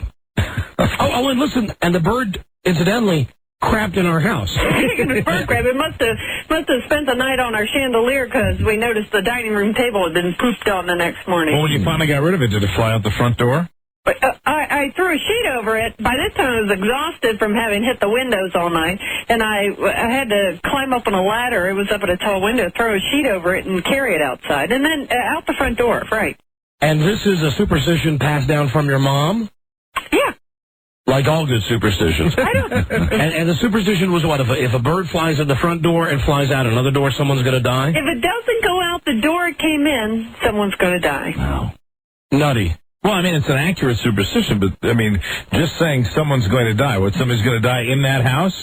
Well, I think it means somebody you know, not pick up the newspaper the next day and look at the obituaries. I mean, it's a friend or family will die. All right, honey. I was just double-checking on that. All right. Okay. Glad I could keep you informed, my boo-boo. All right. And remember, I don't care. But that's not bad. I know you don't care. That's not bad that I don't care. You got mad because I said you don't care when you tell me all the time. For a second. When you tell me all the time you don't care. But it's not a bad thing. It doesn't mean I don't care. I said it was a bad thing. That's where you got all defensive. Well, you were sitting at the sink like mopey dopey, like. I just had a lot to do. I don't ask you to do anything because A, you hadn't been feeling that well, and B, you don't care. You know, hold on. But what's Wait. I do care. Oh, my God. No, it's not starting again. It is starting. The point is, I do. You know what? I don't even want to discuss it. It was one thing that was nice about your being on vacation and being sick is that I could say whatever I want, except I made the mistake of getting mad at you 2 days before you went back, and then not worry about having to rehash it or having to hear your convoluted, distorted version of it on the radio. What is convoluted and distorted? I'm not, you know what? I learned this years ago when we went to marital counseling, and I'm sure that's helpful. Oh, honey, it's 10 years ago. Yeah, but what I'm saying is, and I'm sure marriage counseling is helpful for many, many people, but for us, what would happen is we'd have an argument, And then we go in that week, and they'd say, what had happened, and we'd talk about our argument, and it would just get me mad all over again. So I'm not going to reenact the argument now because I'll get irritated all over again. But I do care. All right, yeah. I just don't care. Yeah, you care a lot. See, this is exactly what happened. And why is it a crime if I care in my heart? I'm saying it's a crime. Okay, then why do you run me that attitude? Because because you're disagreeing with me. Why don't you just say, you're right, I don't care. No, hold on. And I I'll do help care. However I can. I do care about you, and I care about your feelings, but as far as specifically what we do, I don't care. I know, so why do you argue that point to me? Because you won't give that point up to me. I'm repeating what you tell me you don't care. So you take I don't care out of context. I do care. I care about the emotional stuff. I didn't say you didn't care about emotions. So or all we're talking about is logistics, that I don't care where we have dinner, and I don't care where. Then why'd you get so worked up about it? Because you argued like I was calling you names, like I was saying something bad about you. I said to you, I don't blame you. I said I don't care about football. It's not a judgment on you. It's just a fact of life. It wouldn't have started if you weren't having, some kind of a visible breakdown in front of the sink on Saturday. What's good when I'm under a little stress because folks are coming over and I have a lot to do, to come in and critique me and argue with me. That's a wise move, and every husband knows that. You just kind of stand back and let me do my thing. You started it, though. Huh? You started it because I came over concerned, said, what's the problem? Yeah, and I made the mistake of telling you what things were on my mind, and you start arguing with me when I had 1 million things to do, and I was stressed. But that's really what you were mad about. You weren't mad about the fact that I don't care what we did. I was mad because you wouldn't leave me alone, and you were arguing the fact that you don't care when you don't care. But I do care. I do care about what's important. I don't care about the logistics. All right, you care. You care so much about what we do and where we go and how the house looks and having everything nice and ready and what we're going to serve. You care. I know that I don't. Listen, honey, that I don't care about. You're right, but that's your job. That's the stuff I was talking about.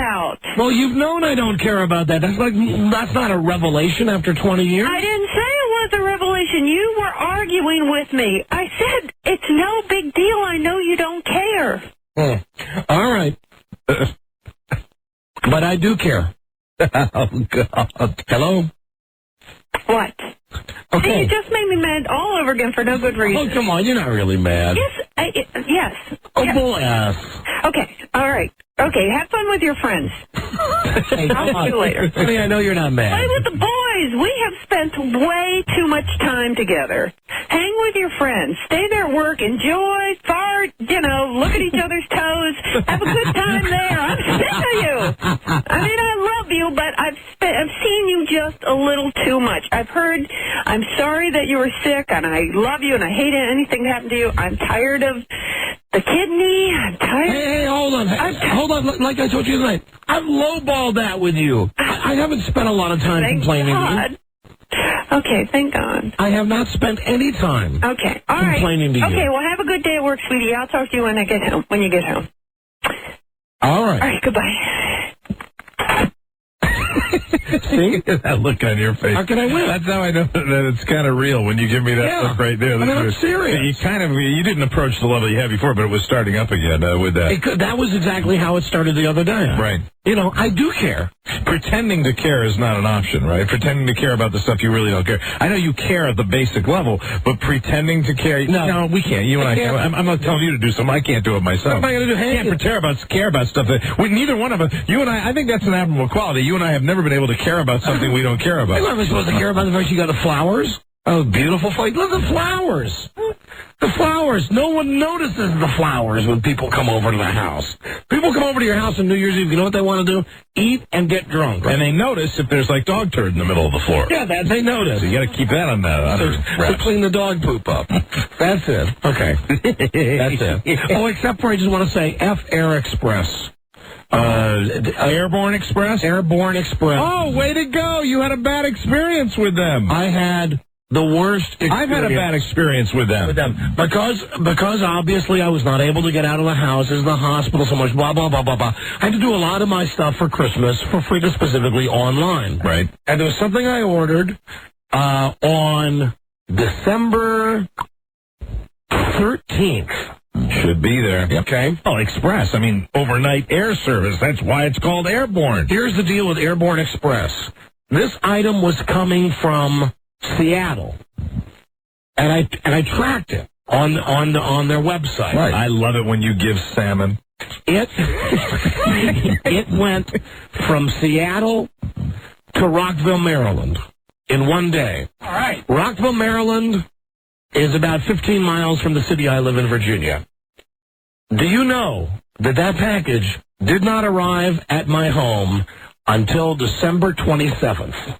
There you go. And do you know that every day I would call Airborne Express, after waiting on hold, and thank God I was sick, I had nothing else to do, and here, thank you for calling Airborne Express. Every call is important to us. Airborne Express will be closed on Monday, December 25th. Please stand by for the next operator. So you stand by for a half friggin' hour. And I'm not exaggerating about that. The woman come on and go, Airborne Express, can I have the tracking number, please? I give her the tracking number. She go, yeah, I'm afraid that we misfiled that, put that in the wrong zip code. And finally, after a week, I called up and I said, listen, just tell me where it is. I'll have someone just come pick it up. It was either in Rockville or Arlington or Alexandria. Right. I said, I'll just have one of my friends drive down to your warehouse and pick it up. She said, well, I'm sorry, but we currently do not know which warehouse the item is at. There you go. So they weren't able to track it. So, I mean, I was seriously losing it with them. Like where I said, let me speak to a supervisor, and she said, there's none available. And I said, I do a national radio show for CBS. You know, when we get to that level, I said, you won't be happy with the things that I have to say about Airborne Express. Well, I can't help that. We're very sorry. We're very busy on Christmas. I said, listen, hold on. You have now had, this was, I think, December 23rd. I said, you've had this 15 minutes from my house for 10 days. Right. You're supposed to be there overnight. You can't manage to bring this thing? Well, no, we've lost it, and you understand that our drivers are running late, blah, blah, blah, blah, blah. Finally, on December 27th, the thing shows up, and the bastards don't even ring the bell. I just happen to be hobbling around the house, and I go to the front door, and I see that they've just thrown this box out on the porch. Never bothered to ring the bell or say, hey, we're finally here. Right. We just wanted to say, F Airborne Express. I'm serious. They're the worst. And I told them I'd talk about them. F them. There you go. They suck. They suck my big wiener. They're the worst. Happy holidays. It was very, very frustrating.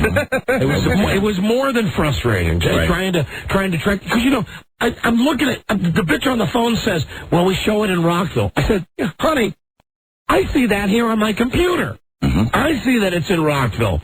Rockville is 20 minutes from where I live. How about I get a guy in a taxi, you know, and then I start saying, well, listen, I would pick it up myself, but I've just had major surgery. Right. How about if I send someone, a friend, to pick it up? Take out taxi. Yeah, can't do it. F them. They're the worst. Never send anything Air Express. Airborne Express. I would say the same about UPS because I had a similar experience over the holidays. Well, my UPS guy was okay. Yeah. I got no complaints with him. They usually are. I love everybody. No, you got... Especially the Walt Disney Corporation. You got some hate coming up. They certainly have monopolized enough time with us. When we come back, we'll hear about Mike's grand vacation. Disney. That includes the auto train. The farto train. We will be right back. This is the Don and Mike Show. Please do, because the chit-chat a-hole. Even nothing better than a nice stab in the ass. The Don and Mike Show. Oh, what is nicer than that? Absolutely. Hello, Don and Mike Show. Hi, you guys were talking about superstition with the bird. Yes, honey. Yeah, I know that is actually true. Well, it's a superstition, so it's not really true.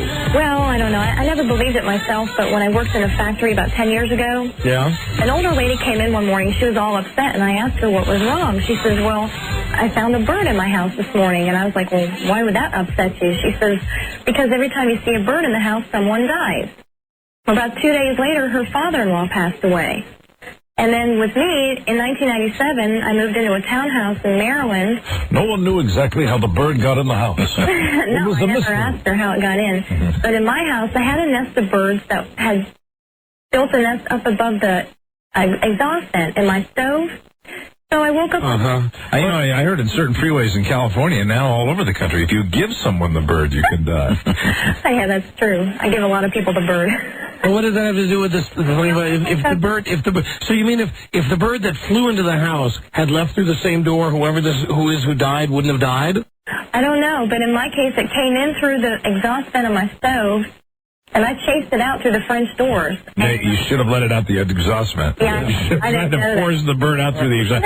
I heard a rumor that if a full-grown deer gets into your house, you'll come into a lot of money. It's true. You have to eat all the meat, though. Hello, Don and Mike Show. Don. Oh, about deer. Good to be back. My brother sent me today. I got my Christmas gift from him today. What did he send you? The gaudiest. Oh, hold on. I'll take this call first. Hello.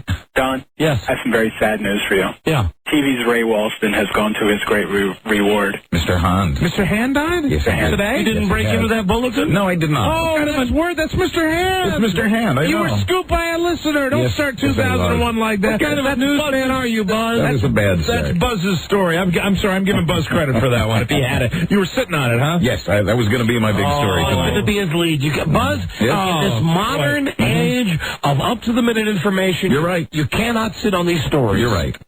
Buzz, I'm sorry. That's quite all right, sir. My favorite Martian is dead. Yes, he is. Mr. Hab. Gee, Mr. Spicoli, I don't know. I'll put that on the board for the whole class to see. I don't know, Mr. Spicoli. All right. Yeah, we love him. Get a good one. Help yourselves. We loved My Favorite Martian. Oh, great. Fantastic. Buzz, you were scooped. Yes, I was. Oh, listen, Lisa just brought in, very disappointed with our listeners, about Playboy.com. What happened? You know, I know that we've not been here for nearly 3 weeks, but Hannah Storm is in third place now. Oh, really? Yes, on Playboy.com. As we continue our quest to get her to be voted the sexiest sportscaster. When we originally started 3 weeks ago, when we mentioned it for a couple of days, she had 890 votes. She now has 26,511 votes. That makes me laugh anyway. But she's in third place. First place is Jill Arrington. Jill has moved into first place. From CBS, 39,000 votes. Second place is Melissa Stark. Right. With 34,000 votes. Hannah Storm is in third place, 26,000, although she's still 1,000 votes ahead of Bonnie Bernstein. There you go. So, listen, if you want to laugh, I didn't think that this contest would be going on past the time we got back from vacation, but it is. Log on, ladies and gentlemen. Yes, go to Playboy.com and vote for Hannah Storm as the sexiest sportscast. Yeah, we can bring her total up again. We can get her back to number one. Yeah, we'll hype it up today and tomorrow and see what happens. Because look at that, over the last 3 weeks, over 25,000 people voted for her. That is fantastic. So keep them coming, please. Hello, Don and Mike Show. Oh, hey, Don and Mike. Yes, hi. Hey, how you? You guys broke for break got last Friday. On Sunday, it was kind of funny. I was thinking of you guys. I had breakfast with my wife and mother-in-law down at a place in Crofton called Rick's All-American Grill. And it was funny because Kathy Lee Gifford's parents were sitting next to us. And, like, my wife's mother and the mother were talking about grandchildren and all this kind of stuff. And it was just hilarious. I was just thinking about you guys, and I didn't really put it together until after we left, because my wife had told me, yeah, they live in Bowie, and that was them. Come to find out, her father is kind of like the mother's the mouthpiece, just like in their relationship. So I mean, she drags him around. So you mean Kathy Lee's mother did most of the talking? Oh, the guy didn't say a word. He just kind of sat there. I thought he was passing on his plate. Oh, that's hereditary. Absolutely. Shocker. So what were Kathy Lee's parents? So Kathy Lee's parents were talking with your parents at this restaurant? Yeah, with my brother-in-law. What were they talking about? Well, she was just talking about, like, having her grandchildren and all this kind of stuff. And like I said, it kind of sucked because I was sitting right there, and I didn't even pay attention. The only reason I found out is because the owner of the place came over and started talking to him because they're, like, regular Sunday people. You know how I know this guy? You know how you can always tell little clues that a guy's telling the truth? I can tell this guy's telling the truth when he says, I was sitting there and he's with his wife and his mother-in-law, and he's not paying any attention to what's going on around him. That means this is a true story. True. Amen. All right. My kid was sitting there, like, looking around and, like, looking at him. Lady's like, oh, well, my grandchildren are nice and peaceful, too. I'm sitting there, and after I walked out of the restaurant, my wife told me that. I was like, okay. So you didn't know while you were sitting there that you were that your wife was talking to Kathy Lee's parents? No, I just thought she was talking to a couple of old people. I mean, so her parents just sitting right next to us. Kathy Lee's parents never mentioned them as Cody and Cassidy? No, she didn't mention old Cody and Cassidy or... Was the mother wearing a lot of jewelry? Oh, my God. Well, she was dressed up. She was kind of like, she had this old white beehive-looking hairdo, kind of. And it was kind of bouffant. You could tell that it was kind of windblown. But, she just kept yakking the whole time, and she was, like, talking about, food and how, she eats food off of her husband's plate and stuff. So What was the dad wearing? Was Kathy Lee's dad wearing, like, one of those Commodore Schmidlop outfits? You know what I mean? Like the Admiral's hat was just scrambled eggs. Buttons up the side. Yeah. No, if I'm not mistaken, he was wearing, like, kind of an older, like, not leisure suit type, but it was kind of like a... Members-only jacket? No, not a members-only. That would have been great. Usually that uniform should just be a members-only jacket and a dog collar. Well, no, that's how she was leading him around. I mean, I thought the guy was seriously getting ready to pass out, and she was just going to have to grab him by the teeth and tear him out of there. By any chance, did they mention if a bird had flown into their home recently? Yes, they did. They said it was actually a pterodactyl. So, like I said, I wasn't paying too much attention. Thank you. All right, guys. All right, see you. Bye. Thank you for the call. I didn't think she had white hair, though. I believed him at first, and I didn't believe him at the end. Hello. Well, no, I believe him. Come on. White hair, all old people, yeah. Why do you think I'm going to make that up, though? Who wants to make up the fact that they had lunch next to Kathy Lee's parents? I just thought I'd get a little soft on the holiday. Hello, John and Mike Show. Donnie. Yeah. Hi, I'm from New York. I think I'm the youngest Don and Mike listener in the tri-state area. How old are you, sir? 15. I've been listening ever since. You're not allowed to call until you're 18. Really? Yeah, I've been on O&A a couple of times, and first time calling the Don and Mike Show. All right, well, listen, son, first off, always pull out. All right. And remember, protect myself. Babies having babies, we're opposed to that. Absolutely. All And right. we'll talk to you when you're 18. No. All right, what? I have tape of Mike predicting the election results. Verbatim. Listen. I was pretty dead on with this one. You think so?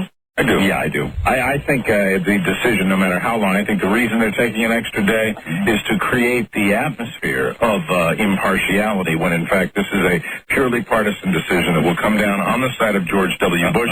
It will come down tomorrow, and Al Gore will concede tomorrow. There it is. Gold. Right on the money. Thank you very much, son. All right. You can call anytime, even though I said you have to call back when you're 18. Call anytime. I just point out, though, I did win the bet. Yes, you did. Yes, you did win the bet. Oh, and you know what? I've lost another bet. You lost the Regis bet. I've lost the Regis bet, so we have to book a lunch for Dennis and myself at the Palm Restaurant. Are you feeling strong enough? Of course I am. All right, just wanted to check. Always strong enough for Murphy. I was thinking, it's funny he called with that because I was actually, when that all happened, I was thinking about that I had said that. Mm-hmm. And I think it was the day after, though, that Gore conceded, wasn't it? I mean, wasn't it? Or was it? No, it was the day after. It was he waited after. One day. They made the decision, and they noodled it through. Our last day of vacation was Tuesday. Right. And I know because when I went in to have my first operation on Wednesday, when the doctor woke me up. Wednesday, the decision came down. They figured it. They noodled it through and figured it out. But it was like Wednesday night that it came down, right? Yeah, but they announced on Wednesday that Gore was going to go on TV that night and was going to quit. Right. And when my doctor woke me up from my surgery, that's the first thing he said is, hey, Gore's finally quitting. Absolutely. So, yeah, you got that one. Hey, and that stock market bounced back with the Bush victory, too. Hello, Don and Mike Show. Hello. All right. Hello, Don and Mike Show. Yeah, hello, Don. Yes. Hey, I was hoping they'd put me on hold till Mike told his story about the auto train. All right. I worked for the auto train, and I'm hoping he had a good trip. I did have a good trip. I had several parts of it. The worst part of my raft for my vacation will be reserved for the great Disney company. The company that... No. Yes. When I talked to you on the telephone, you did refer to it as the S train. The poop train.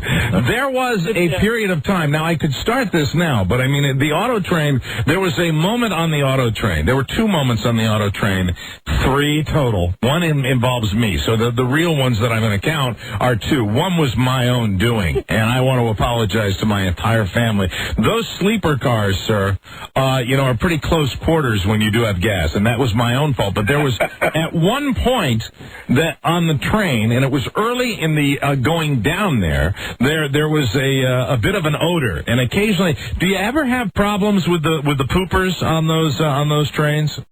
Yeah, they're retention toilets, and if someone throws something down there and blocks it up...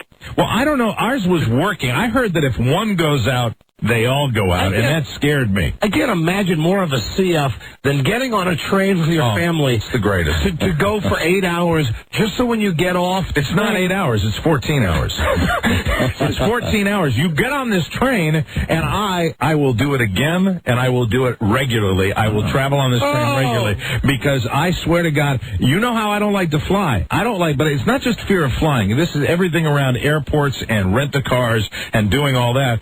You get on this train, and then when the train pulls out, you sit there, you have dinner, and then you go to sleep, and you wake up in the morning, and in the morning, you're at your destination. So it's 14 hours, but the bulk of that time is dreamland time, where you're sleeping. You could get on an airplane and be there in an hour and 40 minutes. In the modern world, you could, but I'll tell you, it's the civilized way to travel, unless someone, on the way down, there was an entire car full of poop smell. Yeah, I called it the Fardo train. You called it worse than that. You called it the SHI train when you spoke to me. Well, I can't say that on the radio, Mr. Geronimo. But when I got on this thing, let me tell you something. I get there, and I'm in back of it. The auto train, shockingly, this might amaze you, but the majority of the occupants are senior citizens. I know that might come as a tremendous surprise to you, but oh, really?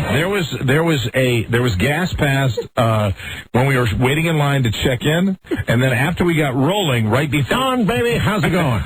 I think he was on it. And then at one point as we pulled out of the station, I was just walking up and down, and I'm like, my God, it was either 2 things. It was either a bad toilet or somebody just had left the door open who had just taken care of. But the entire sleeper car, and thank God this wasn't permanent, but from one end of this sleeper car, because I had to walk through the entire sleeper car to get to the dining room, the entire sleeper car smelled like turd. And then when we came back from dinner... Michael Barra for Amtrak. I love Amtrak, I do. I love Amtrak. I love taking the train. I do. Like turd. But I do. I would do... If you ask me would I do it again, I swear to God, I might be doing it again in March. I swear to God. Oh. I liked it that much. I enjoyed the actual pace of it, and it was better with the kids crawling around. But the last night that we were on this auto train, it had been too much Disney food for me, and too much good eating. Mm-hmm. And I just want to apologize, because we took a babysitter down there with us, Leah, the lady that babysits for our kids. Leah Remini. And so, Leah Remini was with us on the train. So it was the kids in one bunk, and there's a door that separates us, and you leave the door open a crack. And the kids were in one bunk. Leah was across the hallway in the top bunk. My wife was on the top bunk, and I was on the bottom bunk on the other side. And I just want to apologize, because it was nonstop. I think I farted probably 35 to 40 times, and they were all quiet. And they were all horrible. And there was nothing I could do. I'm not going to go out in the hallway like some of those other old men do and pass gas. Certainly not. You're young and vibrant. But it was terrific. I mean, it was really, overall, I'm telling you the truth, I would do it again, even though I called it the S train. All I know is that when you called me, you were very mad, and you said, maybe it's because you had the bad Disney experience, which we'll get to in a second. I was in the full Disney mode. Disney just raked me through the coals. I mean, they worked me up one side, back down the other, and there was a convention in All town. I know is I get a call from him, about the weather, about Disney, the weather's part of it, too. I'm on the S train. Right, we came down on the Fardo train, on the S train, all the way down. Hold on. Hello, Don and Mike. Buddy. Hey, buddy. Hey, Don. What? I ask you, after your recovery, when you came home, how long was it before you had a really, really good BM? Over a week. Ooh. Did they have to give you that stuff where they softened it up? No. You didn't have a stool softener? No, I didn't. Oh, yes, I did. It was Rob. It was Rob. Rob came over and manipulated me. You feel like you were giving birth that first one? Yeah. This guy sounds way too fascinated with this. Yes. Hello, Don and Mike show. Really fine. Hello. Don, Mike, what's up? Hey. Welcome back. Rob, congratulations. Thank you. And had a Dennis Murphy sighting this weekend at the Baltimore Ravens football game. Oh, really? Was it the big playoff game? Yes. How he made it in, I don't know. I didn't get to talk to him. Was he selling his T-shirts?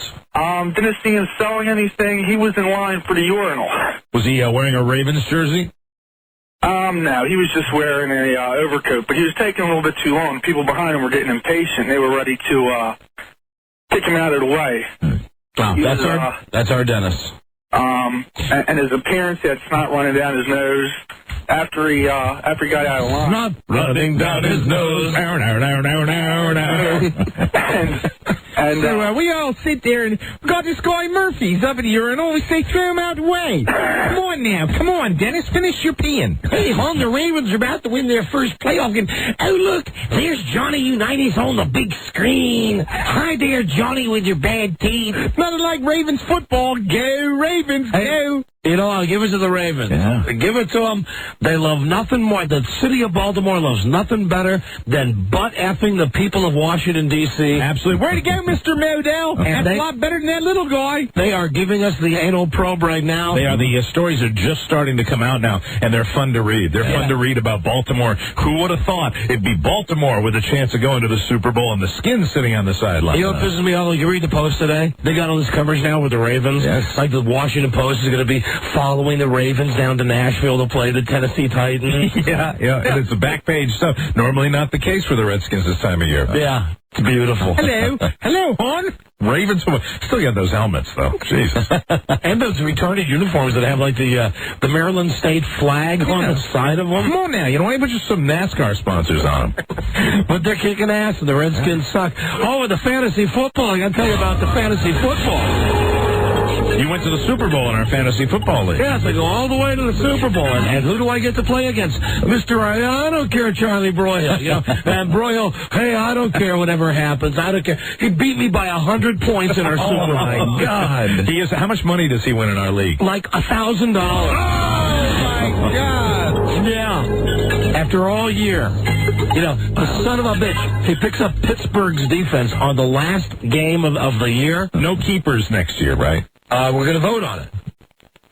We're voting on it. Why are we voting on it? Because some of us want it. You may have been a juggernaut. Yes. I'm a dynasty. But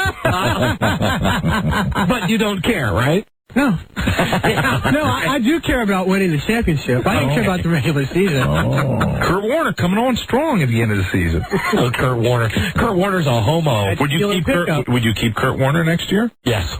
Yes, okay. Yeah. I thought I just wanted to get that in there right after the homo comment. Yeah, like he effed up that in. Broyhill picks up Pittsburgh's defense for the last game of the year. That's 2 games. The last 2 games of the year. And all I know is that I'm watching these games and I'm trying to figure out. All of a sudden I hear, Pittsburgh, a 98-yard touchdown return on a kickoff.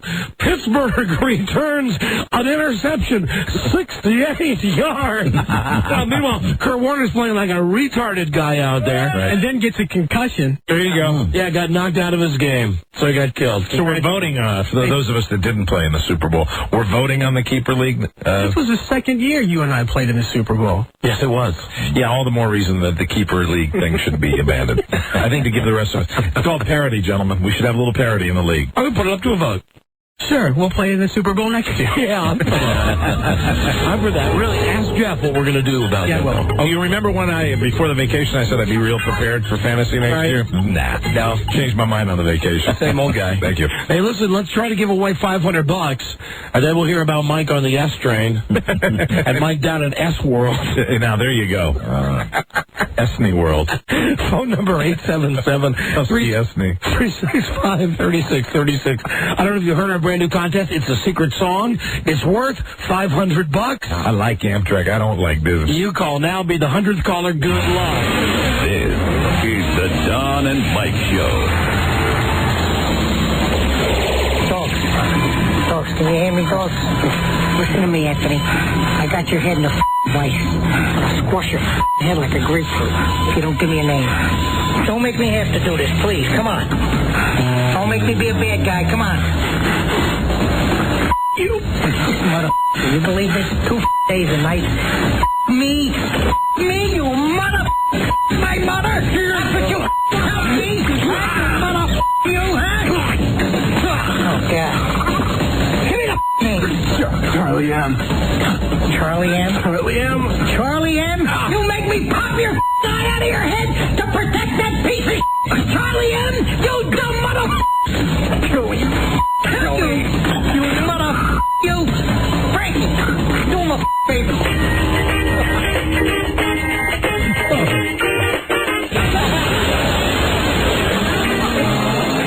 Love it. They love the smell of their own fart. Don and Mike. Casino, one of the great comedies of our time. Charlie M? Listen, we got some news about us traveling here. All right. Next week, we're going back to Gotham. All right. Yeah, Gotham. Now that everybody's out of the hospital and football's done, we will be in New York up at WNEW next Thursday and Friday. Very good.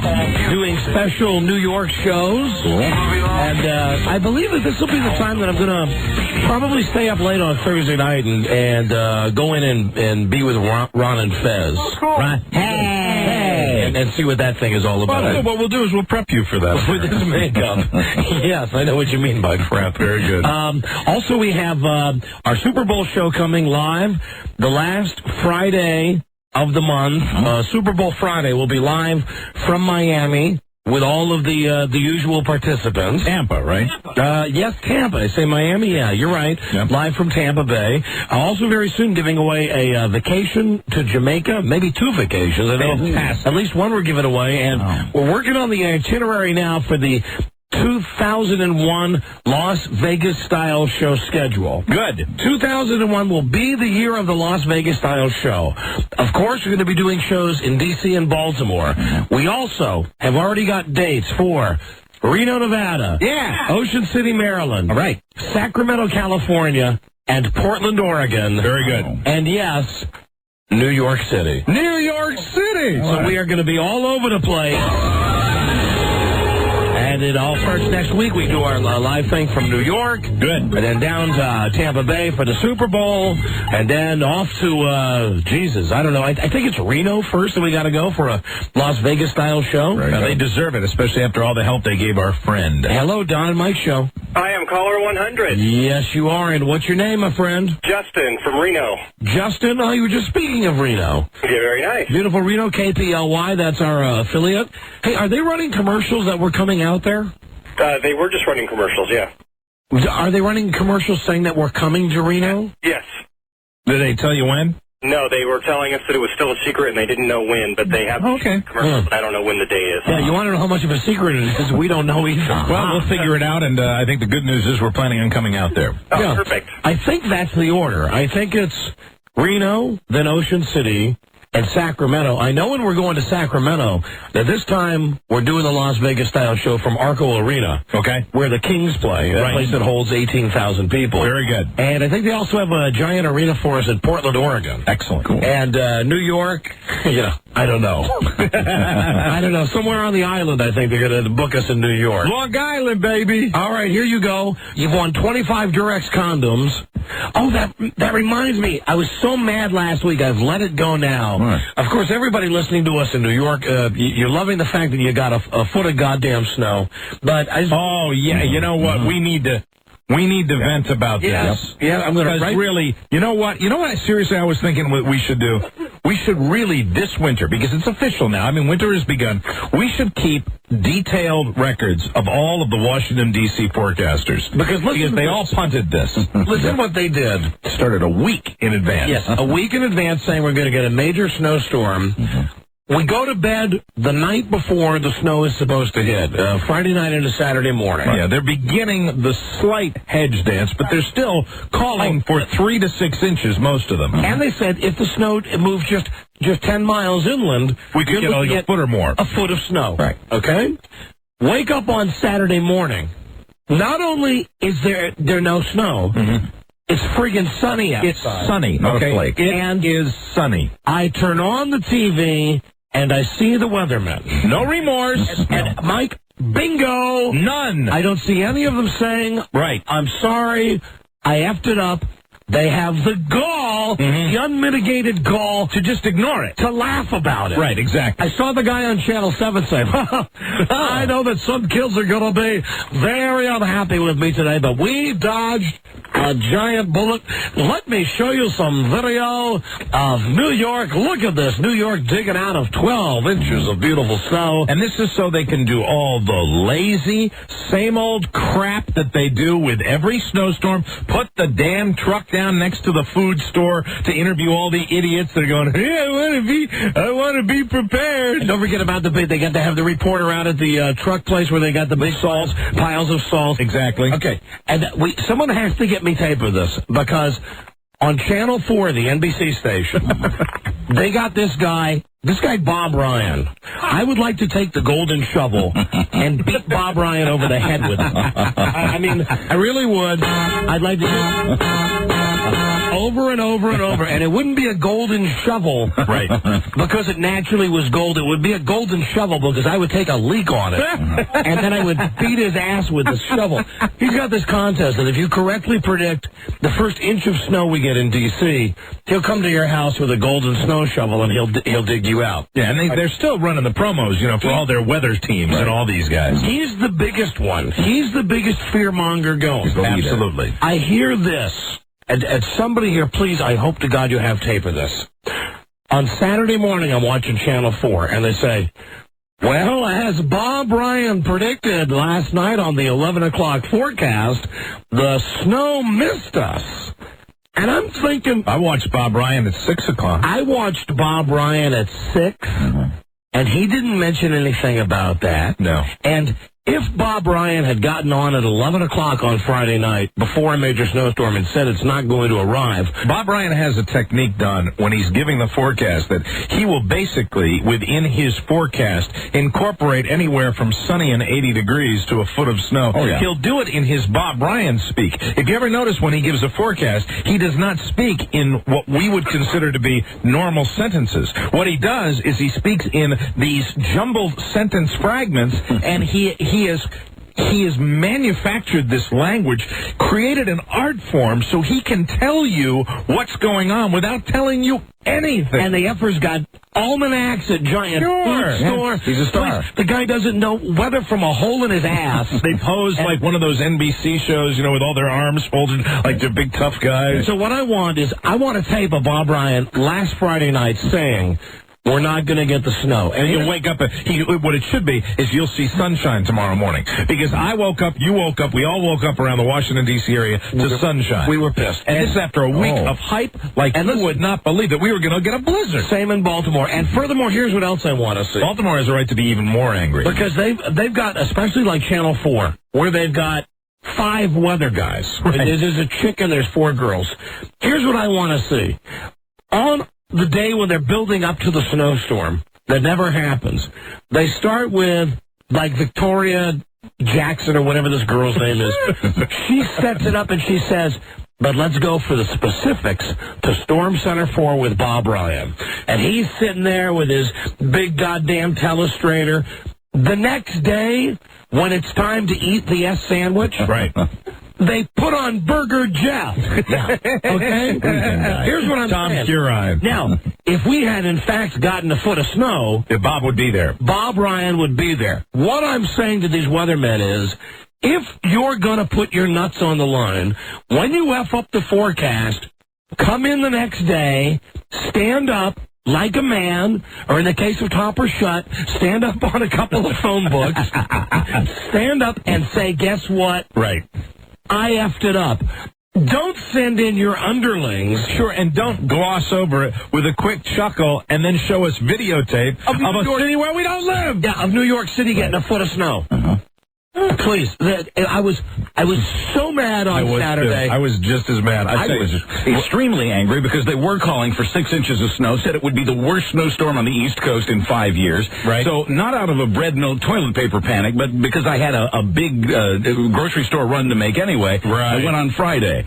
I stood in line from the time I put my cart in line to the time I put stuff on the conveyor belt, 42 minutes. And a lot of other people did the same thing, and then woke up the next morning to see not a flake of snow. And here's the deal. I think they should go one step further. These guys should come out earlier and go on the line. Make, they should come out. I don't think they should. It's easy to come out at 11 o'clock when this storm is in our backyard. I don't even know if Bob Ryan did that. I don't think he did. I heard someone on Channel 4 say that. Bob Ryan probably did what he always does, was, hey, it could, which is what they do. Right. But none of them really take the accountability. They're all It's all BS. It really is. They're a pile of crap. They're all dickless wonders. They really are. They're all friggin' eunuchs. Yeah, and then nobody really, makes the guy that you would just trumpet him from the highest mountain would have been the guy that would have said, and I only accept one thing, Sonny, you're going to wake up tomorrow morning. All these idiots are talking about a blizzard. I'll tell you what I'm going to say. It's going to be sunny when you wake up tomorrow, and it's not even going to snow in Baltimore. And one time I want one of the top weather guys, and they've all got the tops. You got Doug Hill on 7. You got made a big deal about Doug Hill moving over to the ABC affiliate. You got Top or Shut on 9. You got Bob Ryan on 4. You got Sue Palco on 5. You know what? One day, I want to see them come in the next day and stand there and say, guess what? I effed up. I was wrong. Right. I was wrong. I don't want to see a commercial to go to Giant and spend $1.49 for Bob Ryan's almanac. I don't want to hear that, like, a difference of 45 miles is going to, which is what they were all saying. If it had been 45 miles closer, BS. Well, then, if it had been 45 miles closer, what you're saying is really you're not weather forecasters.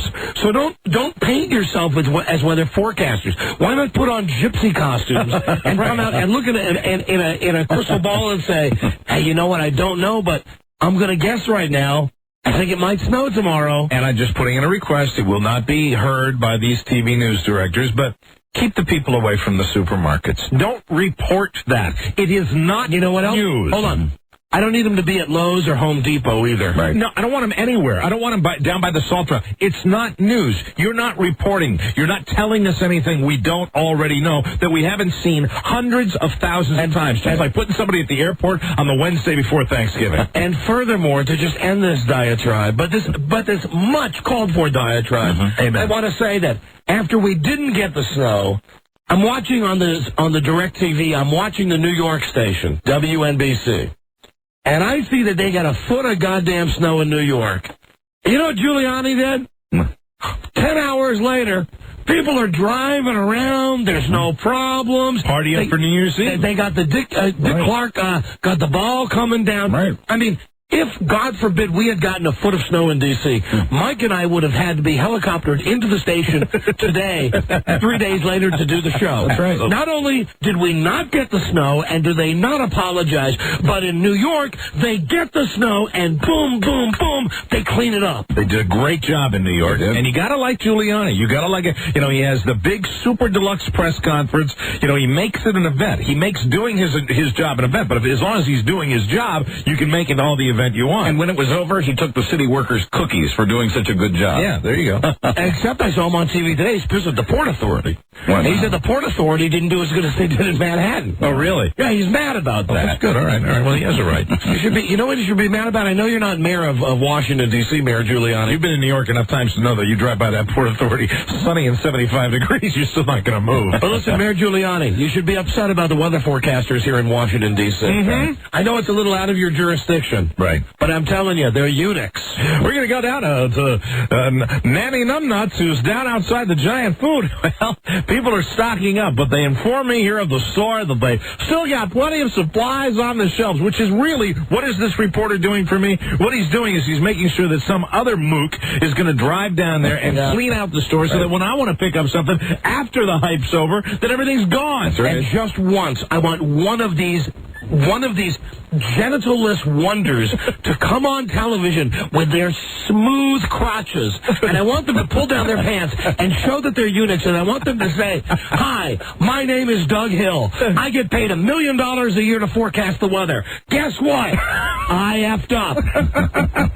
You can keep your $1 million a year, Doug. Amen. You can keep your new weather center, but just be a man about it. You know, now, right now, Jesus Christ, don't send Jeff Gilbert in. They got the technology to go down to the street, but you know what that technology is, and they hype it when they're talking about Doppler, Sloppler, whatever the hell it is. What that does is that can tell you where it's snowing or raining now. Yes. It doesn't tell you what's going to happen. Get some nice, expensive space-age crap that'll tell me what the thing's going to do in 2 days. You know what that's like? That's like me and Mike coming on and hyping for a week and saying, this Friday, we are going to have the funniest, the craziest, the sexiest show you have ever heard. Then we come on and we do a crappy show. And you know what we do the next day? We take the day off and we have Rob come in and just go, "Hi, it's Rob. Dot and Mike can't be here today. But that sure was a great show Friday." Oh, God, it's maddening. And you know what? They are on the line for the next one. Yeah. They better watch what they're doing, because I'll tell you, if they think we railed against them today, we're going to have their nuts are going to be on a platter the next time. Have some balls. Have some friggin' balls. And Topper, don't call us again. Or go ahead and call us, but I'll tell you, it's not going to be friendly this time. No, he won't have the guts. Topper's the only meteorologist in town. We do have to give him this credit. He's the only one that takes our words to heart and gets severely wounded when we talk like this. Are you listening to me, you little munchkin? Are you listening right now, you leprechaun? Topper, shut. Let me tell you something, Topper. Some kind of skin disease. Topper, let me tell you, you lucked into that gig because Channel 9 is the worst TV operation in town. They're worse than 7. It's just that they're too cheap to replace Doug Hill, that you got the job. You used to be the morning weatherman, which is the cemetery of television. Ask Mike Buchanan how he likes getting up at 4 o'clock in the morning to go on Channel 9 to be on at 5 in the morning. Please, that used to be your job, Topper. You know why you got the job at 11? Because you're cheap and you were already there. You're going to blow it. You're going to blow it. So call us now, Topper. Topper's going to be so hurt. Call us now.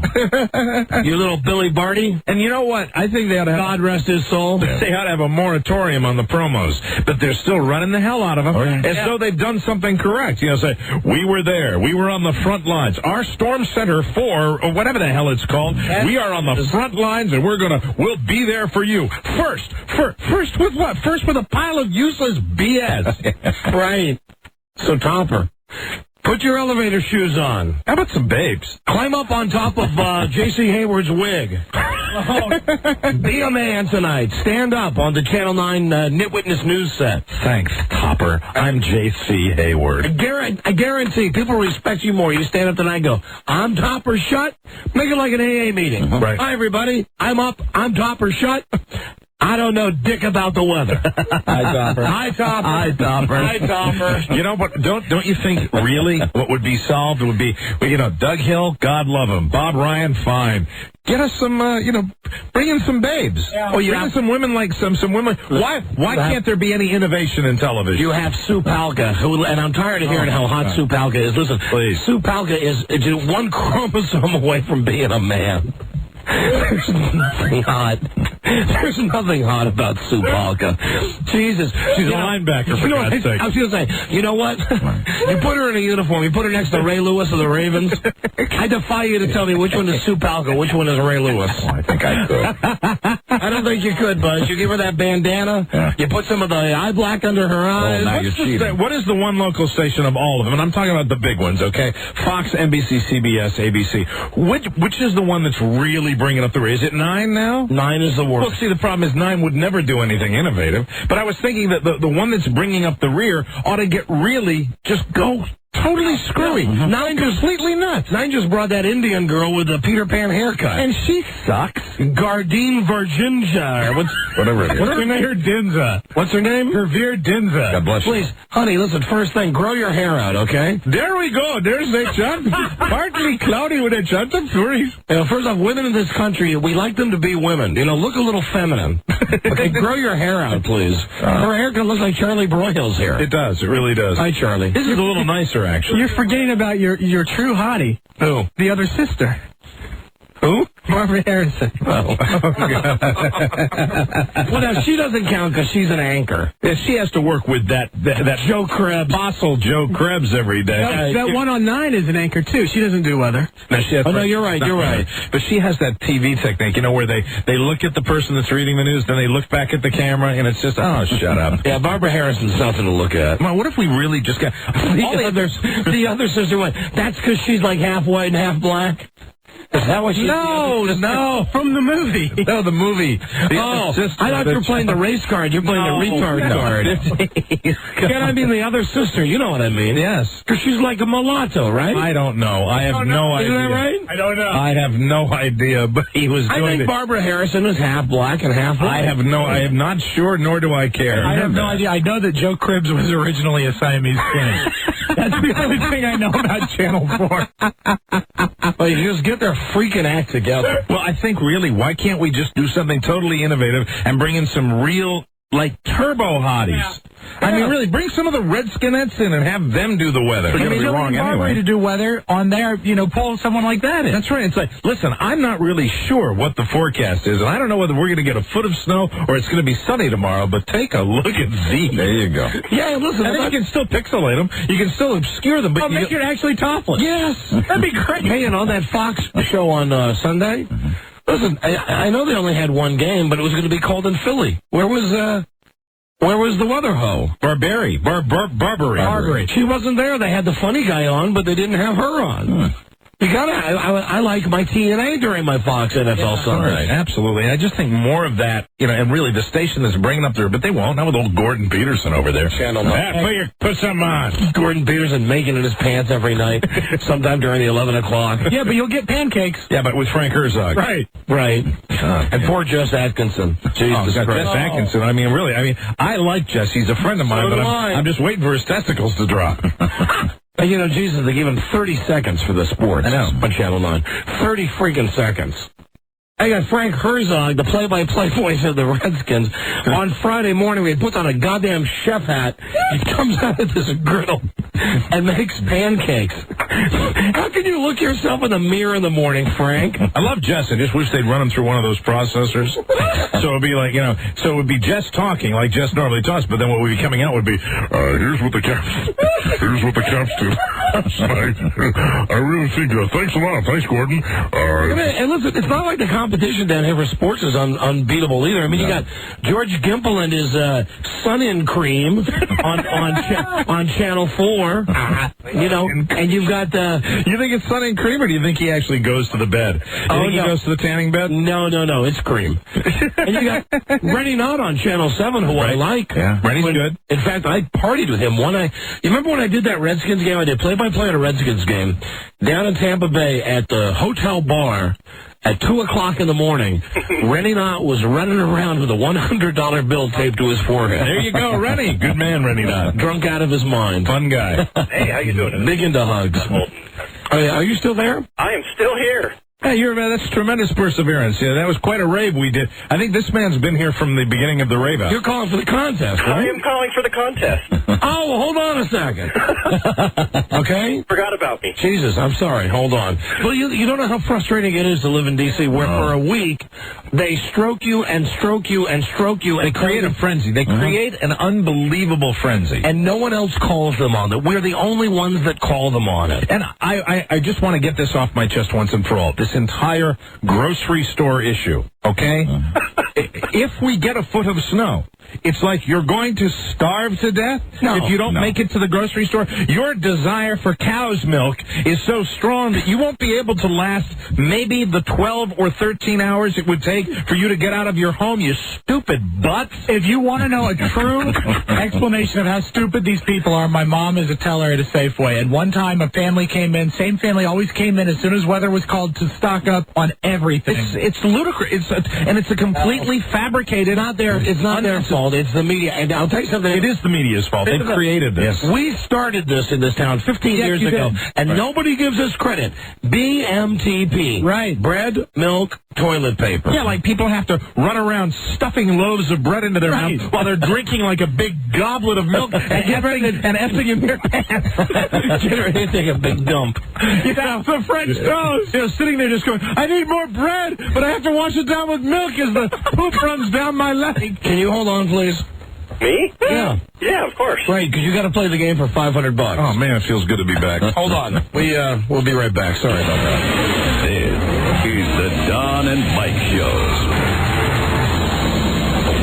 And another thing. You better sit on that zoo fraternity of yours. I don't want no drunken riots in my town. They go together like rubber balls and liquor. Don and Mike. Now listen, I know we got the guy on the line for the contest, but I just want to break in for a second because joining us now from Channel 9. I can't believe this guy called us. We were just busting his balls. Here is weathercaster Copper Shut. No, it's not Copper Shot. Hey, Don. Who is this? Who do you think it is? Happy New Year, buddy. It's Tom. Hi, Topper. Oh, it's Tom Gavin? I'm Gavin. Oh, it's not Topper Shut. Hey, how you guys doing? Hi. Hold on, Tom. Hold on a second. He normally plays around, but he's begun 2001 by not playing along. Hello, Don and Mike. Well, now that was supposed to really be a weather guy. Buzz, is your microphone off? It is. It's not. It's on now. Oh, okay. Where's the guy who's playing the contest? Hello? Hello. Yeah, hi. Reno, right? Correct. Hey, what's your name? Justin. All right, Justin, here you go. You've won 25 Durex condoms. Right. Feel love the way it's supposed to feel. Set yourself free with the most exciting condoms ever made, Durex condoms. Now you'll play for $500 with the secret song, a toe-tapping top 10 hit that we have digitally altered. Identify the song. We'll give you 15 seconds to think about it. You win $500. Please don't answer till Mike sings like Robert Goulet. And we wish you Godspeed. Caller, name this secret song.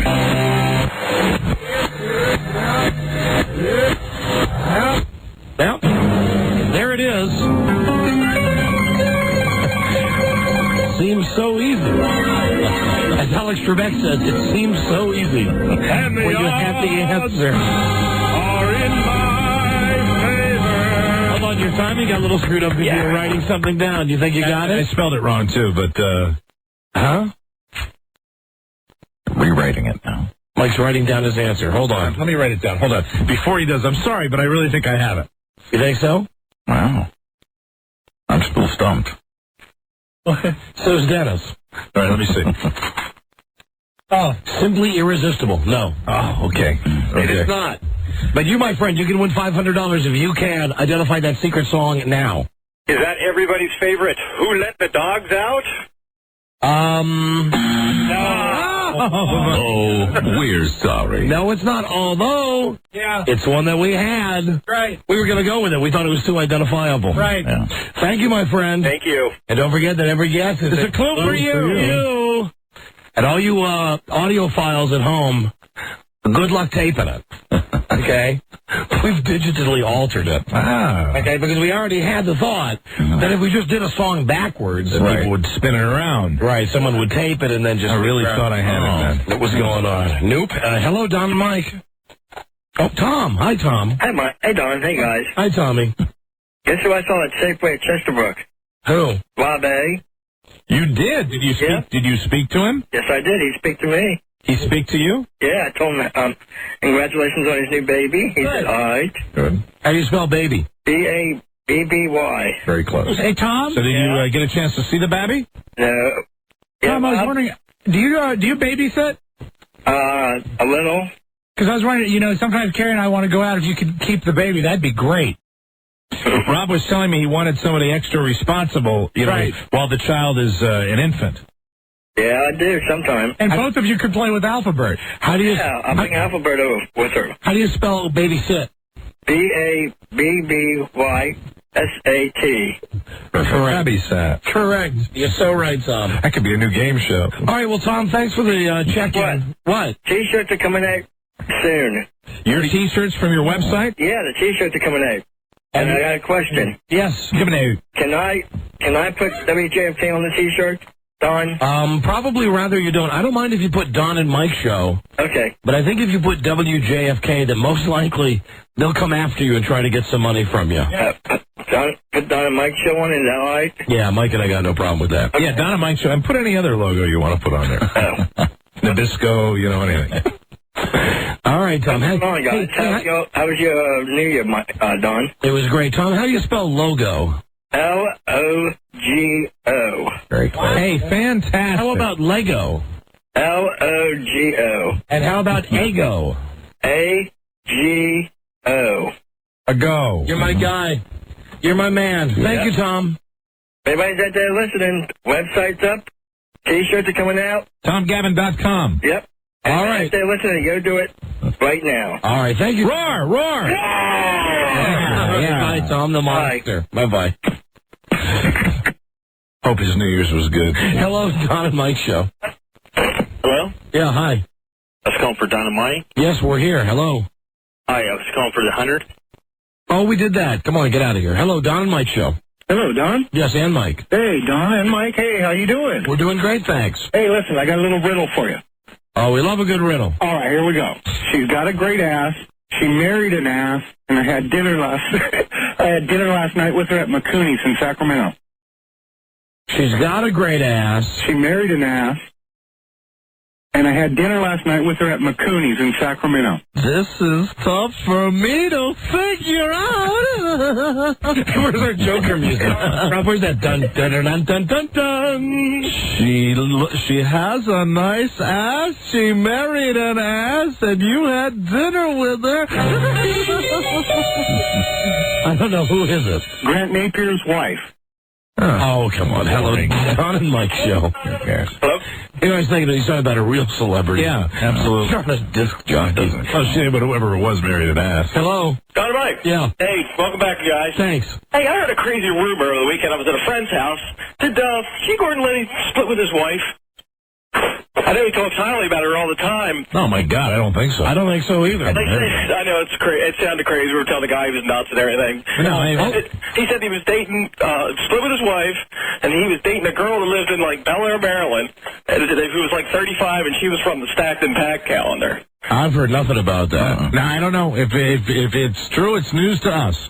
I know, I was trying to listen to a show today, but I didn't. The only thing I know about Liddy is that they put these giant signs up around the station saying that, you know how he uses Miami Vice as the theme song on his show? Right. Oh, right. That apparently whoever owns the rights to that song has figured out that he's playing it as his theme song. Right. And they want like millions of dollars in back royalties. Right. So now there's signs up all over the station. Rob, go grab me one of those signs out there. I didn't know this. This is new from when we went away. Brand new today. These signs just went up all over the station today. Do you know if Liddy bought a new Harley?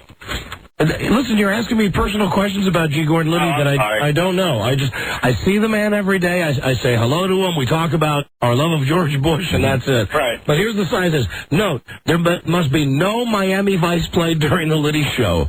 Please edit any segments accordingly. Oh, that's too bad, because I liked that when it was his theme song. Yeah. He's got to come out with a new theme. Oh, that's a shame. I don't know. And the other crap, I don't know. You guys try to find out? I think he did buy a Harley. I think I heard that on his show. Yeah, Okay. They said they seen him riding it up the street.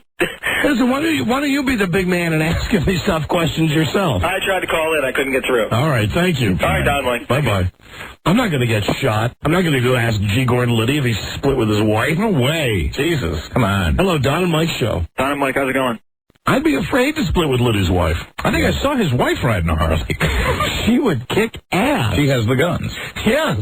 That's right. She's a big, strong woman. She is. Well, he picked her for that.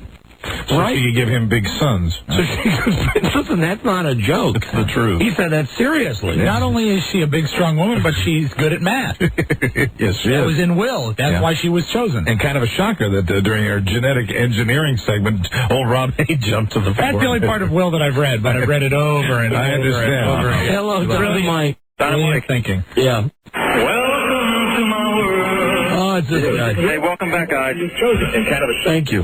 Hey, I got a question. Have you guys seen Rob Hay's little baby? Yeah, I've seen a picture of it up in his office. Oh, really? She's a cutie pie. That's nice. Do you remember the first Batman with Michael Keaton? Yes. And at the end they have that the big balloon party? Does the baby look like the one in the diaper with a huge head?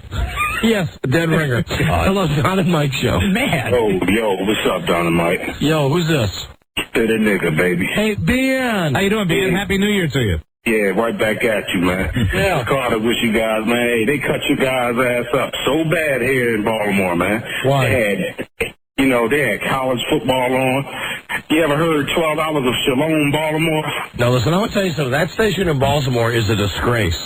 The station that we're on in Baltimore, WJFK, it's the armpit of Baltimore radio. Damn right it is. I wish to God that they would break the contract. I'd love to get on an FM station. Well, and I know the station. It's 104.3. I don't think it's owned by Infinity, but I don't know why they just don't break the contract and put us on that station. Amen. 104.3. Every time I turn that station on, they're playing like some broke dick Crosby, Stills, Nash and Young record. Amen. You got to know they need ratings on this. I'd love to go on an FM stick there. It would be fantastic. Just put it. That's the station we want to be on. 104.3. It's wild how they doing you up there, man. Oh, by the way, way to go, Rob. Thank you. Don, there you go. BN had a nice word for you, All right? right, thank you, BN.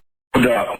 He was he was LBN today. He was slightly less bitter, I believe. Yes, I think you're absolutely right. I'm cool, you know what it takes to get me riled up. And Anything you'd like to say to him? Have you changed your tune on, 40 for the new year? Nah, I ain't changed my tune on nobody, you know what I mean? Oh, I got to tell you something funny. That Bart and I over the holidays are playing Madden on PlayStation 2, right. And it kicks Dreamcast ass. It's so much better. I was playing with, the Redskins all-time team, and they don't have the names. They just have the numbers on the back of the jerseys. And at one point, John Madden says, that was Mr. 40 with the ball. Because they say, Lord, here we go. Mr. 10 makes the pass to number 17, and every once in a while he'll say Mr. And he said, that's Mr. 40. Mr. 40 on your new PlayStation. Mr. 40. All right, BN. All right, boss. Peace out. One. Right. Late. I just did that gang thing. He saw it, I think. That I picked up from MTV. Oh. I do it, and it ends up looking like the teacher in Christmas Story, beating her chest when she's wearing the old-fashioned uniform. You look like Amy Grant in her video also, where she beats on her heart. Oh. Are you like me? Did you watch Christmas Story all 24 hours? I watched Christmas Story. On TNT? No, I watched a little bit of it, but I watched I have the DVD. Somebody gave me the DVD. Did you, Rob? Yeah. The DVD of Christmas Story, and I watched it. Puppies! Fragile. Scott Farkas. He had yellow eyes. Oh, fudge. But I didn't say fudge. I said the F-dash word. The grandmother of all, or whatever he says. I never get the lyrics right. You'll shoot your eye out, kid. Careful, kid. You'll shoot your eye out. Really, I'm like John Hinckley on Christmas, where that movie's on TNT. Right. And especially when I'm in a really good Christmas mood, do they run it all day on TNT? 24 hours. God bless them. Nonstop. Every 2 hours, you can watch Ralphie finally get that BB gun that he wants. Red Ryder. And I love the way the dad gets everything done and the end goes, hey there. Is there something over by the desk? It's so dad-like. It's great. It's fantastic. Great That's movie. exactly the movie tried to pull with Bart with the PlayStation. Right. And as far as ditzy moms goes, that's the classic ditzy mom. I don't know what the actress's name is, but she is the classic ditzy mom when she's trying to get the younger brother to eat like little piggy. How do little piggies eat? And then she stuffs the kid into the snowsuit. Oh, come on, guys. Come on. Oh, but wait. I'll ask Santa Claus. Ho, ho, ho. You'll put your eye out, kid. I love that. Love that. We got a break. All right, one more call. And then we find out about Mike's trip on the S train. Good. Hello, Don and Mike. Hey, Don. Yes. Hey, it's Mike Bradshaw from Dale City, Virginia. How you guys doing tonight? Hi, we're doing great, thanks. Good. Hey, listened to your show for years and love it, and I want to give you guys kudos, say Merry Christmas and Happy New Year, and tell you a little story about my new license plate I just got. All right, can you tell it very quickly because we have to play commercials? Sure. You remember the Seinfeld episode where Kramer got the proctologist tag? Oh, Ass Man? Hey, buddy. I had to go with AS5-man. AS5. Because the 5 kind of looks like an S. Oh, I... Right. You won't believe how many horns are honking and waving. You won't believe how fast I'm going to hang up on your ass. We will be right back. This is the Don and Mike Show. Gee whiz, gang. Looks like the killer gutted the victim, strangled him with his own intestines, and then dumped the body in the river. You're right, Scoob. We're dealing with one sick son of a bitch. Staunchly opposed to tan-cake pity. The Don and Mike Show. We are. Yep. All right, I think we covered everything. Robbie having his baby. Me in the hospital. The New Year's Eve debacle with Freda. New Year's Rockin' Eve. Don't even get us going. Rob and I were both just doing a thing on Dick Clark here during the commercials. Dick Clark, everyone. Blame he is. So, Mike, we've not heard yet about your trip to Orlando on the S train. Yeah, now we covered the S train pretty much. I didn't have a lot more on that other than, and I know, because when I talked to you, when I called you right after you had your first procedure done, yeah. I called you from Orlando, and I had just, I told you that it was the S train because I was just, I was reacting to my real hatred that was for the Disney Corporation. And I want to just say again that I had a lot of very nice people call me and write me and come to the hospital. No call brightened my spirits more than the call from Mike. Right. Because he was having such a lousy time, and you made me laugh out loud so much that I told you really have to stop. That you were hurting. You were in pain. You had said that to me. But it was a good pain because it was the first time I'd really had a real laugh like in a week. Well, I think I had spoken to you towards the end of the week, my week at Disney, and this time around. Now, we've gone to Disney. I have violated it. Wasn't there a time in our lives when we said we would never go to that theme park? Yeah, but, you know, when you have little kids. That's before you had little kids. I have a 5-year-old daughter, a 3-year-old daughter. They love it down there. It's a wonderful destination because they like to see all the characters. But I'll tell you something. We've been there. All the characters. We've been there like twice. You know, within almost a year's time, we've been there. We've done it twice now, and that's going to be it for a while because we have just. I am so Disneyed out. We go down to Disney, and we decided that we would take the auto train. Which, although at that one period of time it did smell like ass, and I had the farts on it, it was a fun way to travel. To go to the state of Florida, to go to Disney. You do your own thing. First of all, I go down to the, we decide we're going to stay on the property this time. We decided, you know, in the past we've rented a place down there and it's a lot less expensive, but you're off the property. So we said, well, spend a little more money. That's the funny word, a little more money. We're going to spend a ton more money, as it turns out, to stay on the property because they'll be so helpful. All the Imagineers and all that crap.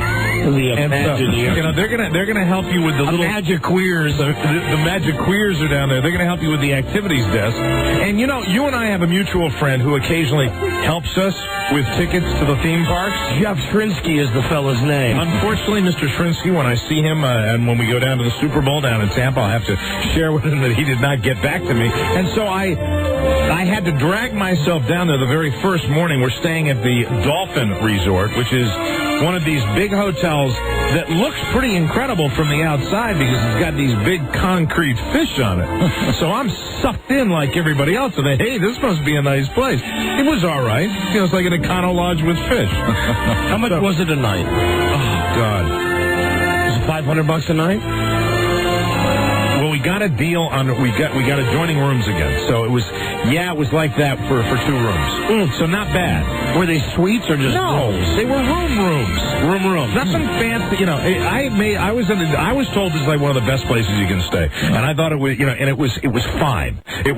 Well then fine. Okay, but that's exactly what it was. But fine is not good. Fine was not for what I was paying. I was expecting a lot more, and we go into this place, and it's got everything's big. I think when they designed it, everything's got to be big. It's got the big Christmas tree. It's got the big train going around there, and then we got the big desk that says Disney Helpers or whatever, and they're going to help you buy. So the first morning that we're in this place, you know, and I walk into the room and I realized, oh, Okay, I thought it would be something really incredibly unique, and it's not. At this point, you've gotten off I'm spending a lot of money. You've gotten off the S train. You got your family into your own car, which is great. And we were the third car off the S train, because they say that's the one bad part of the auto train, that sometimes you have to wait an hour and a half to get your car off of the train. And our car was the third, and I was really excited about that, because then you leave, you get in the car, it's like, so long, suckers, and then that's the happiest point of the trip right there. That single moment as we're driving out, everyone is happy, because I say to my wife, hey, we were the third one off. Can you believe that? And everybody's like, ha, this is great. And look, it's sunny. It's sunny Florida. And it's about 58 degrees. It's probably going to get warmer. That's another thing that I'll talk about later. It didn't get warmer, okay? Went in the other damn direction. I heard about that. So we're driving away, and we get to the dolphin thing. The next morning, when I walk into the room, I just suddenly feel like for the money I'm spending, I'm just a little bit disappointed. But I get over that quickly. And they have a minibar? Yeah, but we have a new minibar rule in our. I have a 5-year-old and a 3-year-old. You can't open the minibar. If you open the minibar, they don't know that it's a minibar. They see it's a refrigerator, and all of a sudden you're going to have $70 cashews scattered all over the floor. I am gauging the quality of the room. It had a minibar. It had a minibar, and the minibar was, like any minibar you would have.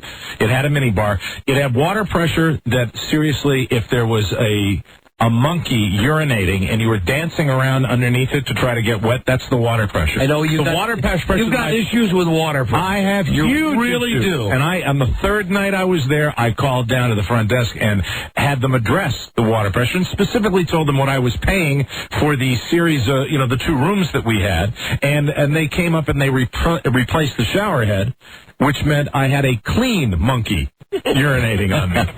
So that way, but that's just a minor little thing, just a tiny little thing. The worst part, the first day, I'm in this hotel, and immediately when we get into this hotel, we see people running around in red T-shirts.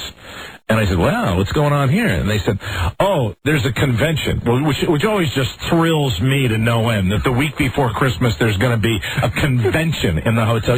People in packs, you know how I feel about people in packs, right? Well, these are pampered chef people.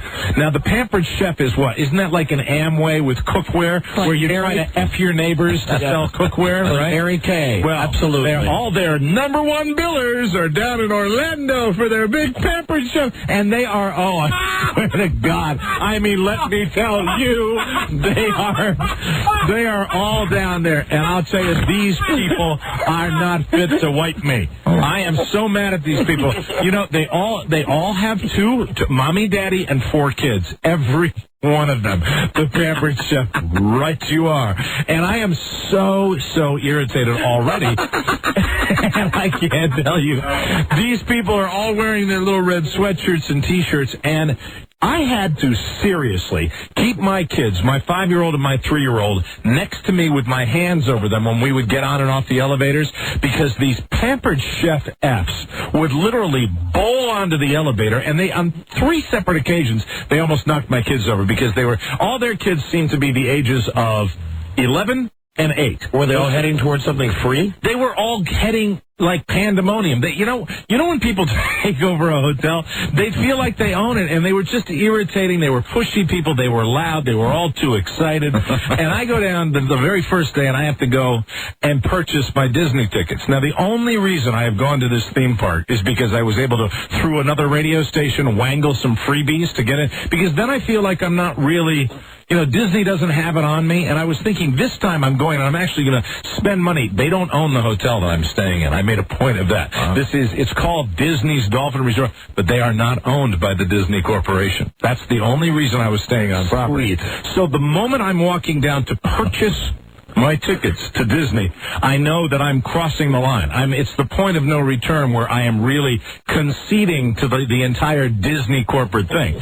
So I say I need 5 tickets. And I said, what's the best value? Well, they're really going to tell me. They said, well, sir, the best value would be the Park Hopper ticket. I'm like, what is that? The Park Hopper allows you to go and they give you all the jargon. I just want to make this transaction. And I'm figuring, all right, maybe I'm Johnny naive, right? But I figure maybe $300-400 for the whole family, right?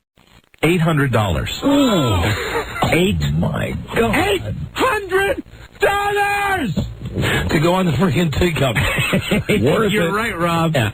That's for 4 days. To go on the friggin' teacup. Now, I know people are going to call me. To wait in line for an hour. They're going to tell me that I could have gotten a better rate. What the F am I going to do? I'm standing there. I know, my kids are going to go to this park.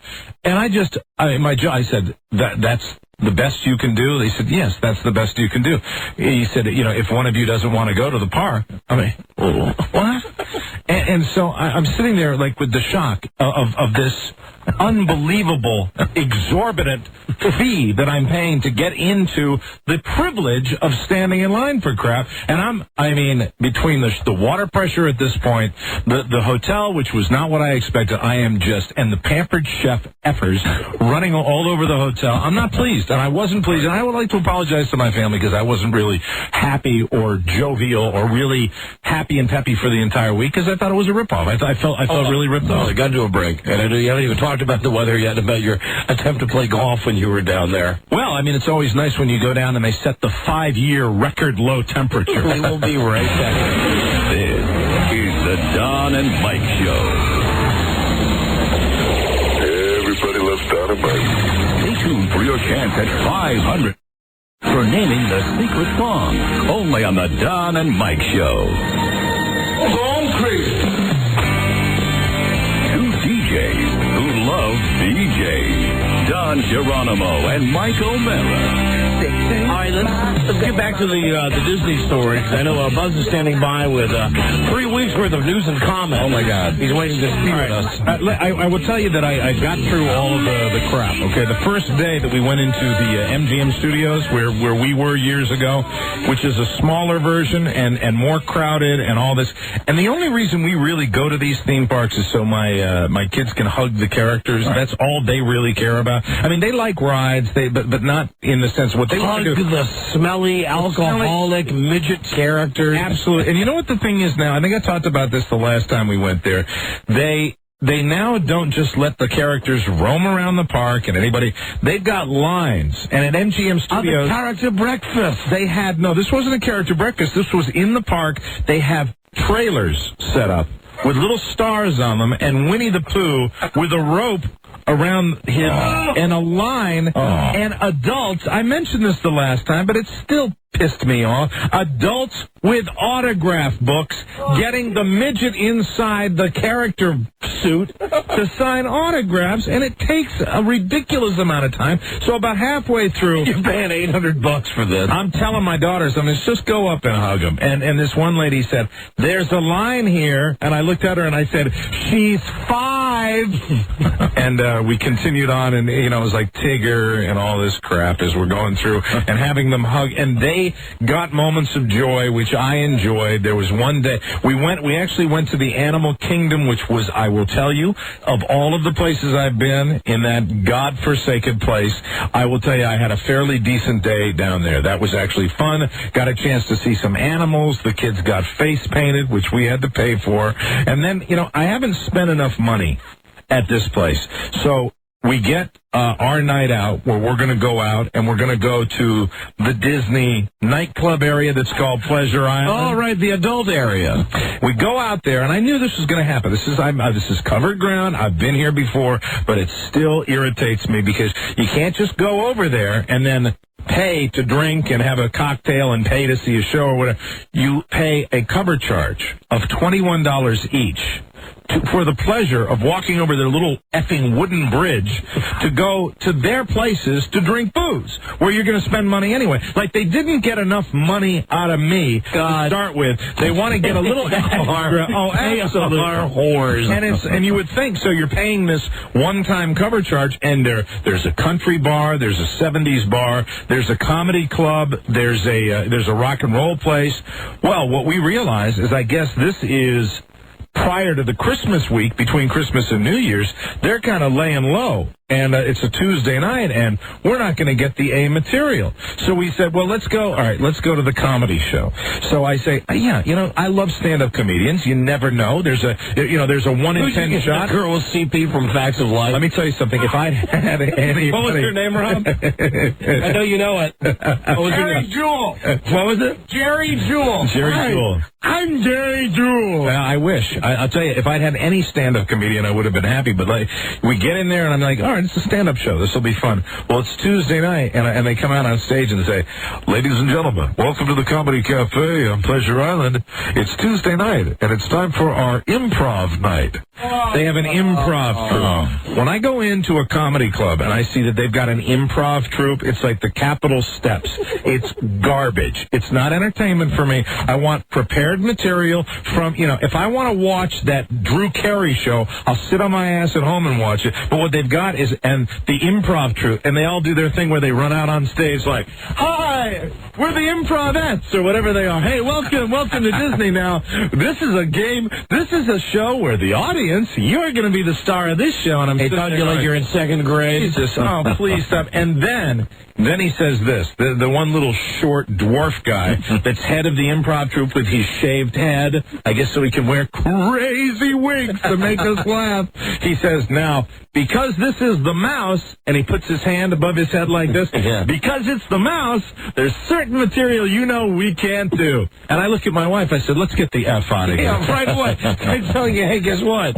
Not a chance. This is going to be funny. I mean, if it's a comedy club with adults drinking adult beverages, and he's saying before the whole show even starts that they can't do any blue material, and I'm like, it's not that I have to hear blue material, but you're just stifling any chance of it. It'd be great. You go in there and go, hi. Hey, listen, everybody. Hi, my name's Roger. I'll be your comedian tonight. Have a great time. So I'm doing this girl up the ass.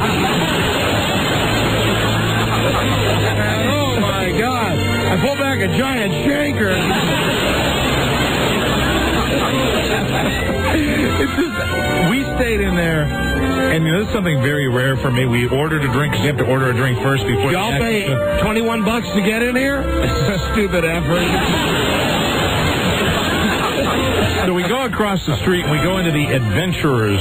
It's like, I think it's called the Adventurers Club. It's another bar, and I walk in and I say to this guy who's dressed like with the Pitts helmet and stuff, I said, what's going on here? He goes, there's a show at 8 o'clock. I said, what? He said, there's a show. I said, what's the show? He said, it's improv. People walk around and do improv. And we go down. And so at this point, I said, let's just look. I said, do you have to sit in the theater or anything? No, you just have a drink, sit at the bar. So this time, I mentioned that I fell off again.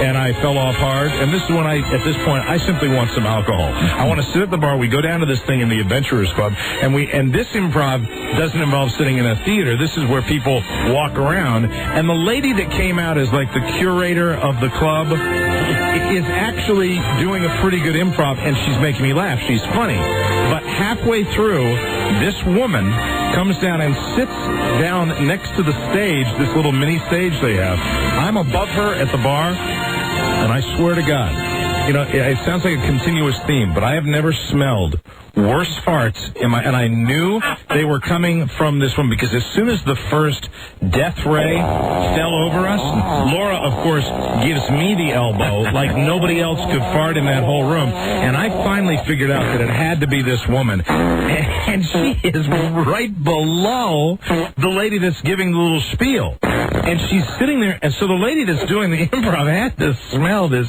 smell, of course, and she's sitting there going, well, we'd like to welcome everyone, and meanwhile I'm looking down at the woman, and the kind of woman that's going to do this, the unkempt hair, just sitting down there with a scowl on her face, and obviously a little too much dinner that she had earlier, and so we stay at Pleasure Island for maybe another 5 minutes after that, and we left, basically getting no value for our $21. Because they usually have, like when we were there when it was warmer, they have little booths out there where you can, you can play little carnival games and stuff. None of this, because apparently it was too cold. Oh, did I mention the weather? Did I mention my Disney-rific weather that I was paying all that money for?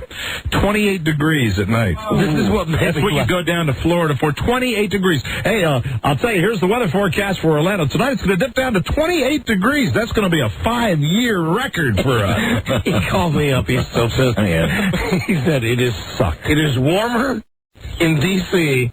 than it is in Orlando. And I said, are you able to play golf? And at this point, he's screaming. He said, sure, as I pry the club out of my hand, the club that is frozen to my hand. It sucks so totally. It was such, I mean, I don't go down there, for the weather exclusively. Because we got the Disney thing, at least you can do stuff. We had to buy 2 coats for the kids, wrap them in a blanket, put them in a little stroller. My kids' faces are red as they're sitting there going, are you having a good time? Look at all the warm weather animals. All the stuff is covered up down there, all the Disney flora and fauna, covered up with their little mouse sheets that they don't want to, so the plants don't get. And then the one thing that was the benefit of staying in the hotel, the Econo Lodge, the Disney Econo Lodge that we stayed in, was the fact that they had a shuttle boat that would take you into the park. It would take you into Epcot, and it would take you into MGM Studios. So this is a shuttle. So I'm like, hey, well, there's a benefit. Well, this shuttle takes 8 days to get from the hotel to really cover an expanse of, I estimated, maybe about 200 yards. And it stops here, it stops there. It stops here, it stops there, with a bunch of pampered chef people that are just jamming. There they are again. Elbowing their way onto these nasty-ass pampered chef people, running over my kids again, all talking too loud, like the one you had to jam yourself into this bench seat, and I'm cramming in there with my kid going, Daddy, it's too tight. I said, I'm sorry, but the woman with the large pampered chef ass is cramming me in here, and then proceeding to scream at her little partner, and it was just, it sucked. I'm sorry, it just totally sucked, and I that was my vacation. Then when I got home, we bought a puppy. Well, that's good news. That's a great news. That's the newest member of the family, Tully. Named after Tullamore, which is who? Tullymore. It's Tullymore. It's an Irish whiskey, and it's also.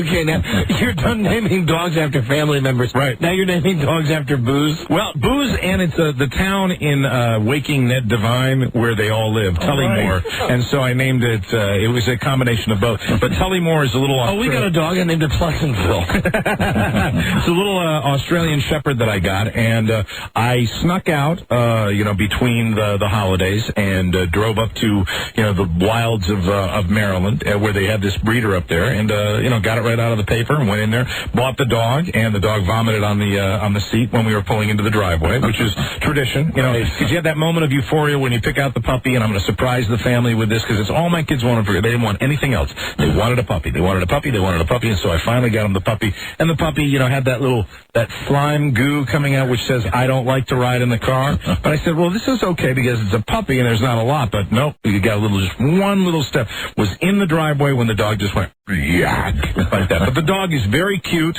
We're training it not to poop in the house. So far, so good. Good luck. 6:45 this morning, 6:45. I'm out in the front yard with Tully, and Tully, as soon as the paws hit the grass, nice little Duke came out. A nice little tiny Duke, and I said, hey, we're going to dedicate that Duke to all the people down at Disney and all the people wearing the Pampered Chef shirts. So that was my vacation. Wow.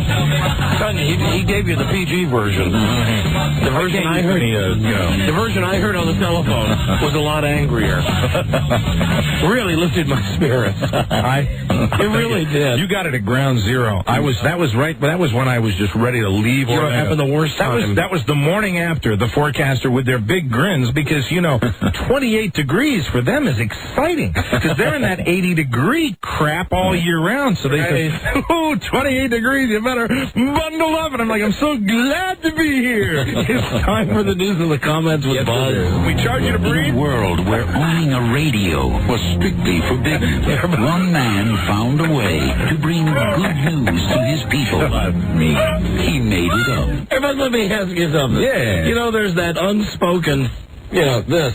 You get that, right? I do. Okay. I know what you're talking about. All right, but you never laugh, though. Well, no. I'm funny that way. All right, there's something that we've been doing a lot in the studio recently, very visual, that's very funny, and Buzz never laughs. Buzz, what is your lead story tonight? Is it the fact that you never laugh at this? No, that's not the lead story. The lead story is Mr. Hond. You're dead. Oh, no. Oh, yes.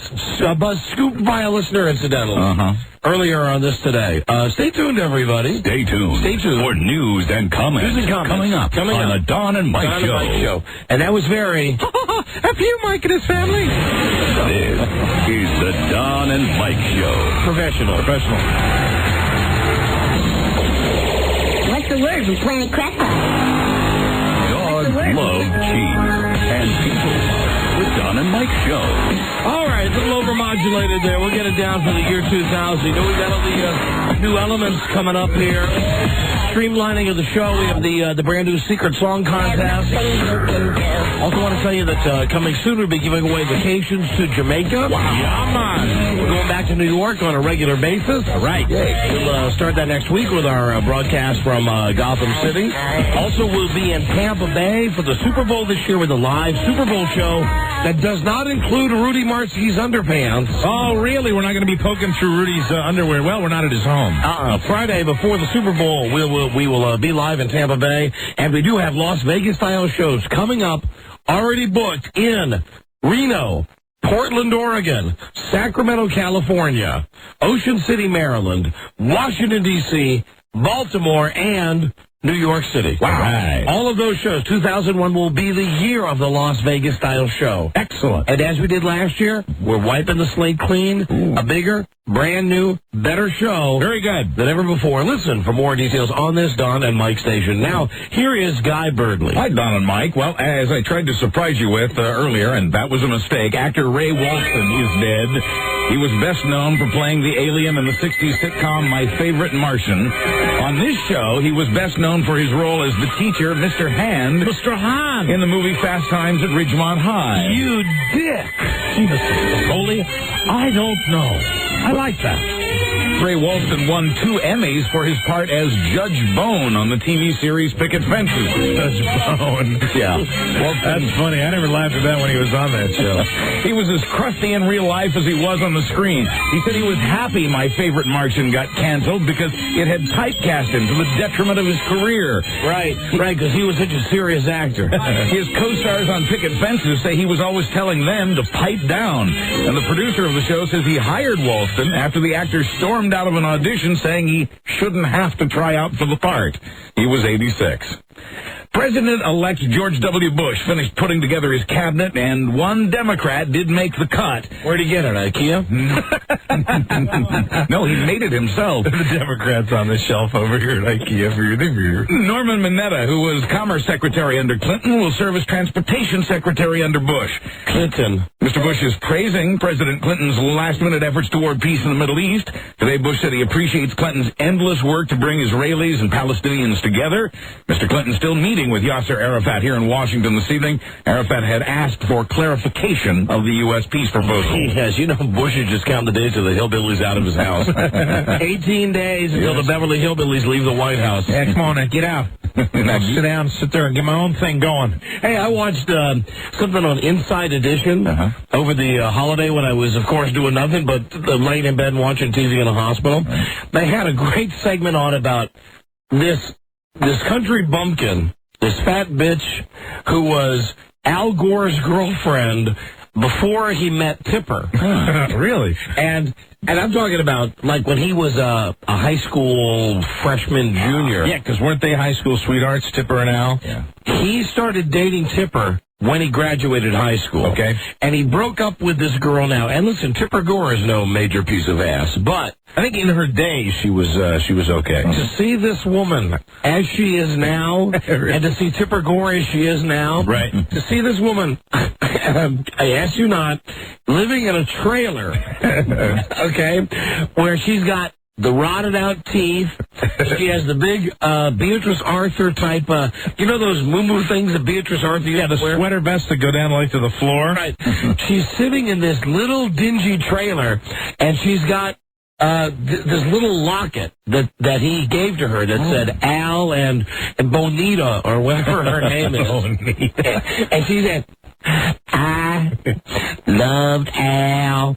Al would write me 2 letters a day, and he met Tipper, and he sent me a letter and said that we could not be together anymore. I burned all the letters.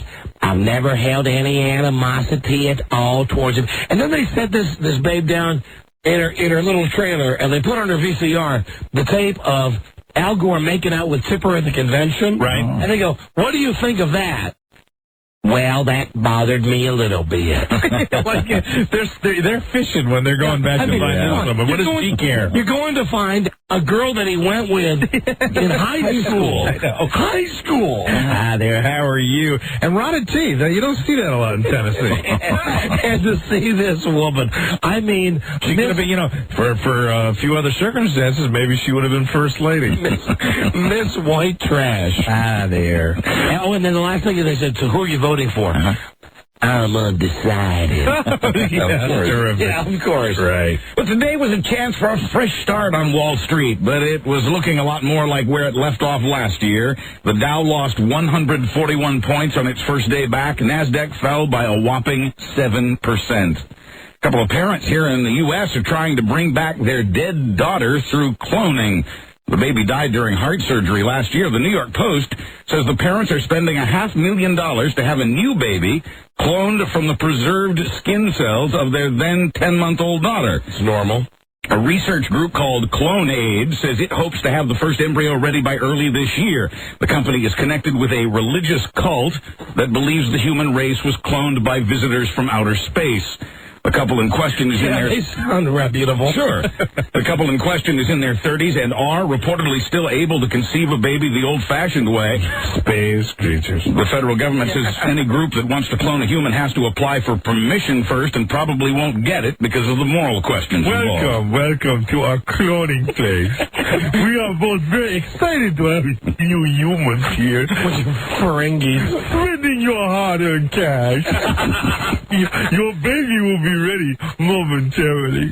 That's another thing I logged a lot of time with on vacation was they were running the Star Trek movie where it was the last one with Shatner, right? Where it was Fat Captain Kirk, where he dies, yes, and then Picard goes back into the Nexus to find him and pulls him out. Generations, isn't it? That's it. Right. That's the funniest one, where you see Captain Kirk and Picard riding these horses together, and Kirk's horse looks like he is about to have a freaking heart attack because big old fat James T. Kirk is riding on it, and she's gone. It's gone. It's great. Buzz, hold on. All right. Got to do this. Be right back. This is the Don and Mike Show.